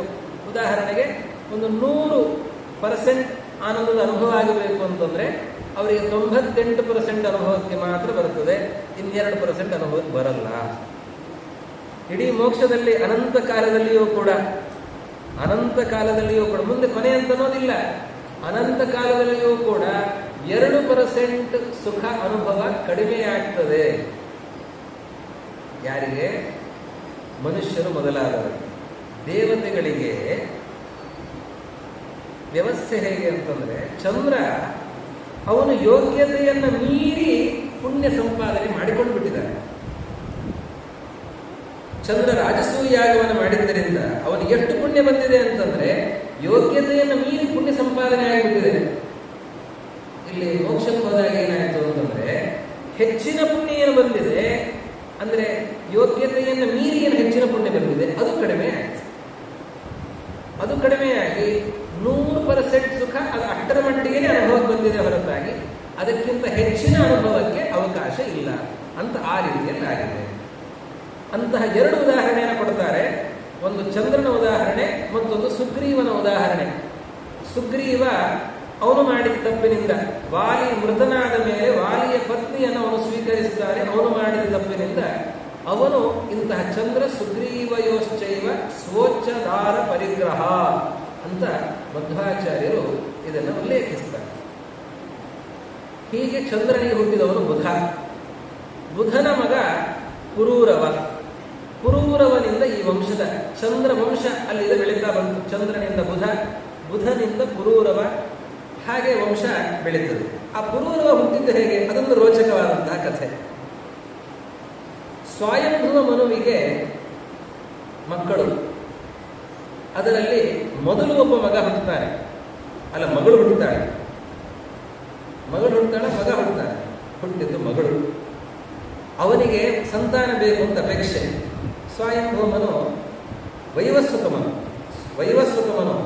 ಅವನು ಯಾಗವನ್ನು ಮಾಡ್ತಾನೆ. ಯಾಗವನ್ನು ಮಾಡಿದಾಗ ಒಂದು ಮಗು ಹುಟ್ಟುತ್ತೆ, ಹೆಣ್ಣು ಹುಟ್ಟುತ್ತೆ. ಅವನು ವಶಿಷ್ಠ ಋಷಿಗಳನ್ನು ಕರೆಸ್ತಾನೆ. ಗುರುಗಳೇ, ಯಾಗವನ್ನು ಮಾಡಿದಿರಿ, ಹೌದು, ಹೆಣ್ಣು ಹುಟ್ಟಿದೆ. ಏನಾಯ್ತು? ಅಲ್ಲ, ಗಂಡು ಹುಟ್ಟಬೇಕು ಅಂತ ಹೇಳಿದ್ದು ಮತ್ತೆ ಹೆಣ್ಣು ಹುಟ್ಟಿದೆ ಅಲ್ಲ, ಇದೇನಿದೆ? ಯಾರಾದ್ರೂ ಹಾಗೆ ಕೇಳ್ಬೋದಾ? ಗಂಡು ಹುಟ್ಟಬೇಕು, ಹೆಣ್ಣು ಹುಟ್ಟಿದೆ ಅಂತಂದರೆ ಅದು ನಾವು ಯಾರು ಹಾಗೆ ಹೇಳಲಿಕ್ಕೆ ಆಗಲ್ಲ. ಆದರೆ ಅವರು ಯಾಕೆ ಹೇಳ್ತಾರೆ ಅಂದರೆ, ವಶಿಷ್ಠ ಋಷಿಗಳ ಮಂತ್ರದ ಪ್ರಭಾವ, ಮಂತ್ರದ ಶಕ್ತಿ ಅಷ್ಟು ಸರಿಯಾಗಿರುತ್ತೆ. ಯಾಕೀಗಾಯಿತು? ವಶಿಷ್ಠರಂತಾರೆ, ಮಂತ್ರವನ್ನು ಹೇಳುವ ವ್ಯಕ್ತಿ ಹೋತೃ. ಋತ್ವಿಜರಲ್ಲಿ ಹೋತೃ, ಅಧ್ವರ್ಯು, ಉದ್ಗಾತೃ, ಬ್ರಹ್ಮ, ಹೀಗೆ ಅನೇಕರು ಇರ್ತಾರೆ. 4 ಪ್ರಧಾನ. ಅವರ ಅಸಿಸ್ಟೆಂಟ್ಗಳು ಒಟ್ಟು 16 ಜನ ಒಂದು ಸತ್ರಕ್ಕೆ. ಅದರಲ್ಲಿ ಹೋತೃ ಯಾರೋ ಅವರು ಋಗ್ವೇದದ ಮಂತ್ರಗಳನ್ನು ಹೇಳ್ತಾರೆ. ಆ ಹೋತೃವನ್ನು ಕರೀತಾರೆ. ನೀನೇನು ಮಂತ್ರ ಹೇಳಿದ್ದೆ? ಅವರು ಹೆಣ್ಣು ಹುಟ್ಟೋದಕ್ಕೆ ಬೇಕಾದ ಮಂತ್ರವನ್ನು ಹೇಳ್ತಾರೆ. ಯಾಕೆ? ಅದನ್ನೇ ಯಾಕೆ ಹೇಳಿದೆ? ಇಲ್ಲ, ರಾಜಪತ್ನಿ ನನಗೆ ಹೇಳಿದ್ದು ಹೆಣ್ಣು ಬೇಕು ಅಂತ, ಅದಕ್ಕೆ ಬೇಕಾದ ಮಂತ್ರವನ್ನು ನಾನು ಹೇಳಿದೆ. ಹಾಗಾದರೆ ವಶಿಷ್ಠರು ಹೇಳ್ತಾರೆ, ನಮ್ಮ ಕಡೆಯಿಂದ ತಪ್ಪಿಲ್ಲ, ಋತ್ವಿಜರಿಂದ ತಪ್ಪಿಲ್ಲ. ಋತ್ವಿಜರು ಸರಿಯಾಗಿ ಮಾಡಿದ್ದಾರೆ. ಯಾಕೆ? ರಾಣಿ ಹೇಳಿದಂತೆ ಋತ್ವಿಜರು ಹೆಣ್ಣು ಹುಟ್ಟೋದಕ್ಕೆ ಬೇಕಾದ ಮಂತ್ರ ಹೇಳಿದ್ದಾರೆ. ಇಲ್ಲ ಸ್ವಾಮಿ, ಅದು ಗಂಡ ಆಗಬೇಕು. ಹೌದಾ ಅಂತಾರೆ. ವಶಿಷ್ಠರು ಮತ್ತೆ ಪ್ರಾರ್ಥನೆಯನ್ನು ಮಾಡಿ, ದೇವತಾ ಪ್ರಾರ್ಥನೆಯನ್ನು ಮಾಡಿ ಹುಟ್ಟಿದ ಹೆಣ್ಣನ್ನು ಗಂಡು ಮಾಡ್ತಾರೆ. ಅವನಿಗೆ ಸುದ್ಯುಮ್ನ ಅಂತ ಹೆಸರಿಡ್ತಾರೆ. ಆ ಸುದ್ಯುಮ್ನ ಬೆಳೆದು ದೊಡ್ಡವನಾಗಿದ್ದಾನೆ, ಬೇಟೆಯಾಡಲಿಕ್ಕೆ ಅಂತ ಹೋಗಿದ್ದಾನೆ. ಭರತ ಖಂಡದಲ್ಲಿದ್ದಂತಹ ಸುದ್ಯುಮ್ನ ಅಲ್ಲಿದ ಕಿಂಪುರುಷ ಖಂಡ, ಹರಿವರ್ಷಗಳನ್ನು ದಾಟಿ ಅಲ್ಲಿದ ಇಲಾವೃತ ಖಂಡಕ್ಕೆ ಹೋದಂತೆ. ಇಲಾವೃತ ಖಂಡಕ್ಕೆ ಹೋಗ್ತಾ ಇದ್ದಂತೆ ಹೆಣ್ಣಾಯಿತು. ಆ ಇಲಾವೃತ ಖಂಡದಲ್ಲಿ ಶಾಪ ಇದೆ, ರುದ್ರದೇವರ ಶಾಪ. ಇಲ್ಲಿ ಯಾರೇ ಗಂಡಸರು ಬಂದರೂ ಕೂಡ ಅವ್ರು ಹೆಣ್ಣಾಗಲಿ ಅಂತ ಶಾಪ ಇದೆ. ಇವನು ಸುದ್ಯುಮ್ನ ಅಲ್ಲಿಗೆ ಹುಟ್ಟುತ್ತಾ ಹೆಣ್ಣಾಗಿ ಹುಟ್ಟಿದವರು, ಆಮೇಲೆ ಗಂಡಾದವರು. ಇಲಾವೃತ ಖಂಡಕ್ಕೆ ಹೋದವನು ಅಲ್ಲಿ ಹೆಣ್ಣಾಗಿ ಹುಟ್ಟಿದ್ದಾನೆ. ಮತ್ತೆ ರುದ್ರದೇವರ ಶಾಪದ ಪ್ರಭಾವದಿಂದ ಹೆಣ್ಣಾದ. ಅವನು ಹೆಣ್ಣಾದ ಮೇಲೆ ಅವನು ಮರೆತು ಬಿಟ್ಟಿದ್ದಾನೆ, ಎಲ್ಲಿ ಬಂದಿದ್ದೇನೆ, ಯಾಕೆ ಬಂದಿದ್ದೇನೆ, ಯಾರು ನಾನು, ಏನು ಎತ್ತ. ಇಲಾ ಅಂತ ಅವಾಗ ಹೆಸರು. ಹೆಣ್ಣಾದಾಗ ಇಲಾ ಅಂತ ಹೆಸರು. ಆ ಇಲೆ ಅಲ್ಲಿ ಇರುವಾಗ, ಅಂದರೆ ಇಲಾವೃತ ಖಂಡವನ್ನು ದಾಟಿ ಇಲ್ಲಿಗೆ ಬಂದಿದ್ದಾಳೆ. ಮತ್ತೆ ಹರಿವರ್ಷ ಕೆಳಗಿನ ವರ್ಷಕ್ಕೆ ಬಂದಿದ್ದಾಳೆ. ಬಂದಾಗ ಈ ಬುಧ ಬರ್ತಾನೆ. ಬುಧ ಬಂದು ಅವಳನ್ನ ಇಲ್ಲಿ ಗಾಂಧರ್ವ ವಿವಾಹ ಕ್ರಮದಿಂದ ಮದುವೆಯಾಗುತ್ತೆ. ಗಾಂಧರ್ವ ವಿವಾಹ ಕ್ರಮದಿಂದ ಮದುವೆಯಾಗಿ ಆ ಬುಧನಿಗೆ ಇಳೆಯಲ್ಲಿ ಒಬ್ಬ ಮಗ ಹುಟ್ಟುತ್ತಾನೆ. ಅವನ ಹೆಸರು ಪುರೂರವ. ಹೀಗಾಗಿ ಅವನನ್ನ ಪುರೂರವನನ್ನ ಐಲ ಅಂತ ಕರೀತಾರೆ. ಐಲ, ಇಳೆಯ ಮಗ ಆದ್ದರಿಂದ ಐಲ. ಆಮೇಲೆ ಅವನ ಕಥೆ ಬೇರೆ, ಅದು ಭಾಗವತದಲ್ಲಿ ಬರುತ್ತದೆ. ಆ ಕಥೆ ಹೇಳೋದಿಲ್ಲ ಈಗ. ಇಳೆ ಮತ್ತೆ ಹೋಗಿ ಗಂಡು ಹೆಣ್ಣು ಆದಂತಹ ಕಥೆ ಅದು ಬೇರೆ. ಆ ಪುರೂರವ ಹುಟ್ಟಿದ. ಆ ಪುರೂರವ ಎಂತಹ ಅದ್ಭುತ ಅಂತಂದ್ರೆ, ಭಾರಿ ಪರಾಕ್ರಮಿ. ಅವನು ಸಾಮ್ರಾಜ್ಯದ ಪಾಲನೆಯನ್ನು ಮಾಡ್ತಾನೆ, ಚಕ್ರವರ್ತಿ ಆಗ್ತಾನೆ. ಅವನು ಎಷ್ಟು ಸುಂದರ ಇರ್ತಾನೆ ಅಂತಂದ್ರೆ, ದೇವಲೋಕದ ಅಪ್ಸರಾ ಸ್ತ್ರೀಯರು ಕೂಡ ಅವನನ್ನು ಬಯಸ್ತಾ ಇರ್ತಾರೆ. ಪುರುವಶಿಗೆ ಪುರೂರವನನ್ನು ಮದುವೆ ಆಗಬೇಕು ಅಂತ ಅಪೇಕ್ಷೆ ಇರುತ್ತೆ. ಹಾಗೆ ಶಾಪವನ್ನು ಸ್ವೀಕಾರ ಮಾಡುತ್ತಾಳೆ. ಒಂದು ದೇವಸಭೆಯಲ್ಲಿ ಪುರೂರವನನ್ನು ನೆಟ್ಟ ದೃಷ್ಟಿಯಿಂದ ನೋಡ್ತಾ ಇದ್ದದ್ದಕ್ಕೆ ಅವಳಿಗೆ ಪುರುವಶಿಗೆ ಶಾಪ ಬರುತ್ತದೆ, ನೀನು ಮನುಷ್ಯರನ್ನು ಮದುವೆಯಾಗು, ಪುರೂರವನನ್ನು ಮದುವೆಯಾಗುವ ಒಂದು ಶಾಪ ಬರುತ್ತದೆ. ಅದಕ್ಕನುಗುಣವಾಗಿ ಪುರುವಶಿ ದೇವಲೋಕದ ಅಪ್ಸರಾ ಸ್ತ್ರೀಯರಲ್ಲೇ ಅತ್ಯಂತ ಸುಂದರಿಯಾದಂಥವಳು ಉರ್ವಶಿ. ಅಂತಹ ಉರ್ವಶಿ ಬಯಸಿ ಪುರೂರವನನ್ನು ಮದುವೆಯಾಗಿ ಬರ್ತಾಳೆ. ಪುರೂರವ ಎಷ್ಟು ಸುಂದರ ಇದ್ದ ಅಂತನ್ನೋದಕ್ಕೆ ಇಲ್ಲಿ ಇಲ್ಲ, ಮಹಾಭಾರತದಲ್ಲಿ ಬೇರೆ ಒಂದು ಕಡೆಯಲ್ಲಿ ಒಂದು ಕಥೆ ಇದೆ. ಮಹಾಭಾರತದ್ದೇ ಕಥೆ. ಒಮ್ಮೆ ಗಂಧರ್ವರಲ್ಲಿ ಚರ್ಚೆ ನಡೀತಾ ಇತ್ತಂತೆ. ನಮ್ಮಲ್ಲಿ ಅತ್ಯಂತ ಸುಂದರರು ಯಾರು ಅಂತ ಒಂದು ಚರ್ಚೆ ನಡೀತಾ ಇದೆ. ಸೌಂದರ್ಯ ಮೀಮಾಂಸೆ. ಇದು ಬರೀ ಒಂದು ಕಡೆಯಲ್ಲಿ ಅಲ್ಲ, ಇಡೀ ಜಗತ್ತಿನಲ್ಲಿ ಬ್ರಹ್ಮಾಂಡದಲ್ಲಿ ಅತ್ಯಂತ ಸುಂದರರಾದವರು ಯಾರು ಅಂತ ಒಂದು ಸೌಂದರ್ಯ ಮೀಮಾಂಸೆ ನಡೀತಾ ಇದೆ. ಆವಾಗ ನಾರದರು ಬಂದರಂತಲ್ಲಿ, ಸರಿಯಾದ ಹೊತ್ತಿಗೆ ಬಂದಿದ್ದೀರಿ, ಬನ್ನಿ ಗುರುಗಳೇ ಅಂತ ಕರೀತಾರೆ. ನೀವು ತ್ರಿಲೋಕ ಸಂಚಾರಿಗಳು, ನೀವೆಲ್ಲ ನೋಡಿದ್ದೀರಿ, ನಿಮ್ಮ ಹತ್ರ ನಮ್ದೊಂದು ಜಿಜ್ಞಾಸೆ ಇದೆ. ಏನು ಚರ್ಚೆ ನಡೀತಾ ಇದೆ? ಏನು ಭಗವಂತನ ಬಗ್ಗೆ ಏನು ಚರ್ಚೆ ಮಾಡ್ತಾ ಇದ್ದೇವೆ? ಈಗ ಭಗವಂತನ ಬಗ್ಗೆ ಏನು ಚರ್ಚೆ ಮಾಡ್ತಾ ಇಲ್ಲ, ನಾವು ಸೌಂದರ್ಯ ಮೀಮಾಂಸೆ ಮಾಡ್ತಾ ಇದ್ದೇವೆ ಅಂತ. ಗಂಧರ್ವರು ಯಾವಾಗಲೂ ದೇವರ ಬಗ್ಗೆ ಚಿಂತನೆ ಮಾಡ್ತಾರೆ, ಕೆಲವೊಮ್ಮೆ ಅಪ್ಪಿತಪ್ಪಿ ಬೇರೆ ವಿಚಾರಗಳನ್ನು ಮಾಡ್ತಾ ಇರ್ತಾರೆ. ಜಗತ್ತಿನಲ್ಲಿ ಅತ್ಯಂತ ಸುಂದರರು ಯಾರು? ಅವರಿಗೆ ಭಾವನೆ ನಮ್ಮಲ್ಲಿ ಯಾರನ್ನ ಹೇಳ್ತಾರೆ ಅಂತ. ನಾರದರಂತಾರೆ, ಕುರೂರವನನ್ನು ನೋಡಿದ ಮೇಲೆ ಜಗತ್ತಿನಲ್ಲಿ ಇನ್ನೊಬ್ಬ ಸುಂದರ ಅಂತ ಅನಿಸೋದೇ ಇಲ್ಲ ಅಂತಂದ್ರೆ, ಅಂತಹ ಸುಂದರ ಕುರೂರವ. ಅಂದರೆ ಗಂಧರ್ವ ಲೋಕದಲ್ಲಿಯೂ ಕೂಡ ಅವರ ಬಗ್ಗೆ ಚರ್ಚೆ ನಡೀಬೇಕು ಅಂತಂದ್ರೆ ಎಷ್ಟು ಸುಂದರ. ಅವರಿಗೆ, ಆ ಗಂಧರ್ವರಿಗೆ ಬಹಳ ಕುತೂಹಲ ಆಯ್ತಂತೆ. ಹಾಗಾದ್ರೆ ನಮ್ಮೆಲ್ಲರಿಗಿಂತಲೂ ಸುಂದರನಾದವನು ಕುರೂರ, ಅವನನ್ನು ನೋಡಬೇಕು ಅಂತ ಬರ್ತಾರೆ. ಒಮ್ಮೆ ಅವರು ಬಂದವರು, ಆ ಕುರೂರವ ರಾಜ, ಅವನು ಅಭ್ಯಂಗ ಎಣ್ಣೆ ಹಚ್ಚಿಕೊಂಡು ಸ್ನಾನಕ್ಕೆ ಸಿದ್ಧನಾಗ್ತಾ ಇದ್ದಾನೆ, ಎಣ್ಣೆ ಹಚ್ಚಿಕೊಳ್ತಾ ಇದ್ದಾನೆ. ಆ ಹೊತ್ತಿಗೆ ಗಂಧರ್ವರು ಬರುತ್ತಾರೆ. ಗಂಧರ್ವರು ಬಂದಾಗ ಅವನಿಗೆ ಸಂಕೋಚ ಆಗುತ್ತೆ, ಎಣ್ಣೆ ಹಚ್ಚಿಕೊಂಡಿದ್ದಾನೆ, ಸ್ನಾನ ಮಾಡಿಲ್ಲ ಇನ್ನೂ, ಬನ್ನಿ ಕುತ್ಕೊಳ್ಳಿ, ನಾನು ಸ್ನಾನ ಮಾಡಿ ಬರ್ತೇನೆ ಅಂತಂದ್ರೆ. ಆ ಪುರೂರವನನ್ನು ನೋಡಿದ್ದಾರೆ ಅವರು, ಗಂಧರ್ವರು ಅಲ್ಲಿ ಕಾದಿದ್ದಾರೆ. ಅವನು ಸ್ನಾನ ಮುಗಿಸಿ ಬಂದಂತೆ. ಸ್ನಾನ ಮುಗಿಸಿ ಬಂದ ಮೇಲೆ ಅವ್ರ ಮುಖ ಸಪ್ಪು ಮಾಡುತ್ತಾರೆ. ಯಾಕೆ, ಏನಾಯಿತು ಅಂತ ಕೇಳ್ತಾನೆ ಪುರೂರವರು. ಆ ಗಂಧರ್ವರಂತಾರೆ, ಮನುಷ್ಯ ಲೋಕದ ಹಣೆ ಬಾರನೆ ಹೀಗೆ ಅಂತ. ಮನುಷ್ಯ ಲೋಕದಲ್ಲಿ ಭಾರಿ ಸುಂದರ ಪುರೂರವ ಅಂತ ನಿನ್ನ ಹೆಸರನ್ನು ನಾವು ಕೇಳಿ ಬಹಳ ಸಂತೋಷ ಪಟ್ಟಿದ್ವಿ. ಆದರೆ ನೀನು ಎಣ್ಣೆ ಹಚ್ಚಿಕೊಂಡು ಸ್ನಾನ ಮಾಡೋ ಮೊದಲು ಎಷ್ಟು ಸುಂದರನಾಗಿದೆಯೋ, ಸ್ನಾನ ಮಾಡಿ ಬಂದ ಮೇಲೆ ಆ ಸೌಂದರ್ಯ ಸ್ವಲ್ಪ ಕಡಿಮೆ ಆಯಿತು. ಯಾಕೆ ಅಂತಂದ್ರೆ ಅಷ್ಟರಲ್ಲಿ ಸ್ವಲ್ಪ ಮುದಿತನ ನಿನ್ನಲ್ಲಿ ಸೇರಿಕೊಂಡಿದೆ. ನೋಡಿ, ಈ ಕಥೆ ಎಷ್ಟು ಚೆನ್ನಾಗಿದೆ. ನಮಗೆ ವರ್ಷಕ್ಕಲ್ಲ, ತಿಂಗಳಿಗೆ ಅಲ್ಲ, ದಿನನಿತ್ಯ ಅಲ್ಲ, ಒಂದೊಂದು ಬೆಳಗಿಗೂ ಕೂಡ ನಮ್ಮ ಈ ಸಾಮರ್ಥ್ಯ ಕುಂಠಿತ ಆಗ್ತಾ ಹೋಗ್ತಾ ಇರ್ತದೆ. ನಮ್ಮ ತಾರುಣ್ಯ ಅದು ಇಳಿಮುಖ ಆಗ್ತಾ ಇರ್ತದೆ. ಮನುಷ್ಯರ ಸ್ವಭಾವನೆ ಹಾಗೆ. ಅಂತಹ ಲೋಕೋತ್ತರನಾದ ಸುಂದರನಾದ ಆ ಪುರೂರವನನ್ನೇ ನೋಡಿ ಈ ಗಂಧರ್ವರು ಕಂಡುಕೊಂಡಿದ್ದಾರೆ ಇದನ್ನು. ಅಂತಹ ಪುರೂರವ ಊರ್ವಶಿಯ ಮದುವೆಯಾಗಿ ಅನಂತರದಲ್ಲಿ ಆ ಪರಂಪರೆ ಮುಂದುವರಿತಾ ಇದೆ. ಅದೇ ವಂಶದಲ್ಲಿ ಮುಂದೆ ನಹುಷರಾಜ. ಆ ನಹುಷರಾಜನಿಗೆ ಯಯಾತಿ ಅಂತನೋ ಮಗ. ಆ ಯಯಾತಿಗೆ ಇಬ್ಬರು ಮಡದಿಯರು, ದೇವಯಾನಿ ಮತ್ತೆ ಶರ್ಮಿಷ್ಠ ಅಂತನವ ಇಬ್ಬರು ಮಡದಿಯರು. ಈ ಕಥೆ ಹೆಚ್ಚು ಕಡಿಮೆ ನಿಮಗೆ ಗೊತ್ತಿರುತ್ತೆ, ಅದರಿಂದ ಸ್ವಲ್ಪ ವೇಗವಾಗಿ ಹೋಗೋಣ. ದೇವಲೋಕದಲ್ಲಿ ಮೃತ ಸಂಜೀವಿನಿ ವಿದ್ಯೆ ಇಲ್ಲ, ಅದು ಶುಕ್ರಾಚಾರ್ಯರ ಹತ್ರ ಇದೆ. ಶುಕ್ರಾಚಾರ್ಯರ ಹತ್ರ ಇರುವಂತಹ ವಿದ್ಯೆಯನ್ನು ಪಡೆದುಕೊಳ್ಳಬೇಕು ಅಂತ ದೇವಗುರುಗಳಾದ ಬೃಹಸ್ಪತ್ಯಾಚಾರ್ಯರು ತಮ್ಮ ಮಗನನ್ನೇ ಕಳಿಸ್ತಾರೆ. ಬೃಹಸ್ಪತ್ಯಾಚಾರ್ಯನ ಮಗನ ಹೆಸರು ಕಚ. ಆ ಕಚನನ್ನ ಕಳಿಸ್ತಾರೆ, ನೀನು ಶುಕ್ರಾಚಾರ್ಯರ ಹತ್ರ ಹೋಗಿ, ದೈತ್ಯ ಗುರುಗಳು ಶುಕ್ರಾಚಾರ್ಯ, ದೈತ್ಯ ಗುರುಗಳಾದ ಶುಕ್ರಾಚಾರ್ಯರ ಹತ್ರ ಹೋಗಿ ನೀನು ಮೃತ ಸಂಜೀವಿನಿ ವಿದ್ಯೆಯನ್ನು ಪಡೆದುಕೊಂಡು ಬಾ ಅಂತ ಕಳಿಸ್ತಾರೆ. ನೋಡಿ, ವಿದ್ಯೆಯ ಹಂಬಲ ಎಷ್ಟರ ಮಟ್ಟಿಗಿದೆ. ನೀನು ಹೋಗಿ ಅದನ್ನು ಪಡೆದುಕೊಂಡು ಬಾ. ಕಚ ಬರ್ತಾನೆ, ಶ್ರದ್ಧೆಯಿಂದ ಗುರುಸೇವೆ, ನಾನು ಮೃತ ಸಂಜೀವಿನಿ ವಿದ್ಯೆಗಾಗಿ ನಿಮ್ಮ ಹತ್ರ ಬಂದಿದ್ದೆ. ಸರಿಯಪ್ಪ ಬಾ. ನೀನು ಬಂದು ಕೂಡಲೇ ವಿದ್ಯೋಪದೇಶ ಇಲ್ಲವೇ ಇಲ್ಲ, ಸೇವೆ. ಮತ್ತೆ ಇಲ್ಲಿಯೂ ಕೂಡ ಕಚ ಸೇವೆಯನ್ನು ಮಾಡ್ತಾ ಇದ್ದಾನೆ, ಎಲ್ಲ ರೀತಿಯ ಸೇವೆಯನ್ನು ಮಾಡ್ತಾ ಇದ್ದಾನೆ. ಬಹಳ ಸುಂದರನಾಗಿದ್ದಾನೆ ಕಚ, ತರುಣನಾಗಿದ್ದಾನೆ. ಆ ಶುಕ್ರಾಚಾರ್ಯರಿಗೆ ಒಬ್ಬ ಮಗಳು ದೇವಯಾನಿ ಅಂತ. ದೇವಯಾನಿ ಮೇಲೆ ಭಾರೀ ಪ್ರೀತಿ ಶುಕ್ರಾಚಾರ್ಯರಿಗೆ. ಅದನ್ನು ಅರ್ಥ ಮಾಡಿಕೊಂಡಿದ್ದಾನೆ ಕಚ. ಗುರುಗಳಿಗೆ ಮಗಳ ಮೇಲೆ ಪ್ರೀತಿ ಅಂತ ಆದಾಗ ಹೇಗೆ ಗುರು ಸೇವೆಯನ್ನು ಮಾಡ್ತಾನೆ, ಹಾಗೆ ಗುರುಪುತ್ರಿಗೂ ಕೂಡ ಯಾವುದರಿಂದ ಸಂತೋಷ ಅದನ್ನೆಲ್ಲ ಮಾಡ್ತಾನೆ. ಹೂಗಳನ್ನು ತಂದು ಕೊಡೋದು, ಹೂಗಳನ್ನು ಕೂಡಿಸಿ ಮಾಲೆಯನ್ನು ಮಾಡಿಕೊಡೋದು, ಹಾಗೆ ಕೆಲವು ಸಂದರ್ಭಗಳಲ್ಲಿ ಹಾಡೋದು, ಇಂಥದ್ದನ್ನೆಲ್ಲವನ್ನು ಕೂಡ ಕಚ ಮಾಡ್ತಾ ಇರ್ತಾರೆ. ದೇವಯಾನಿ ಕಚನನ್ನು ನೋಡಿ ಮನಸೋತಿದ್ದಾನೆ. ಅದು ಕಚನಿಗೆ ಗೊತ್ತೇ ಇಲ್ಲ. ಕಚ ಅವನು ಗುರು ಸೇವೆಯನ್ನು ಮಾಡಿಕೊಂಡಿದ್ದಾನೆ.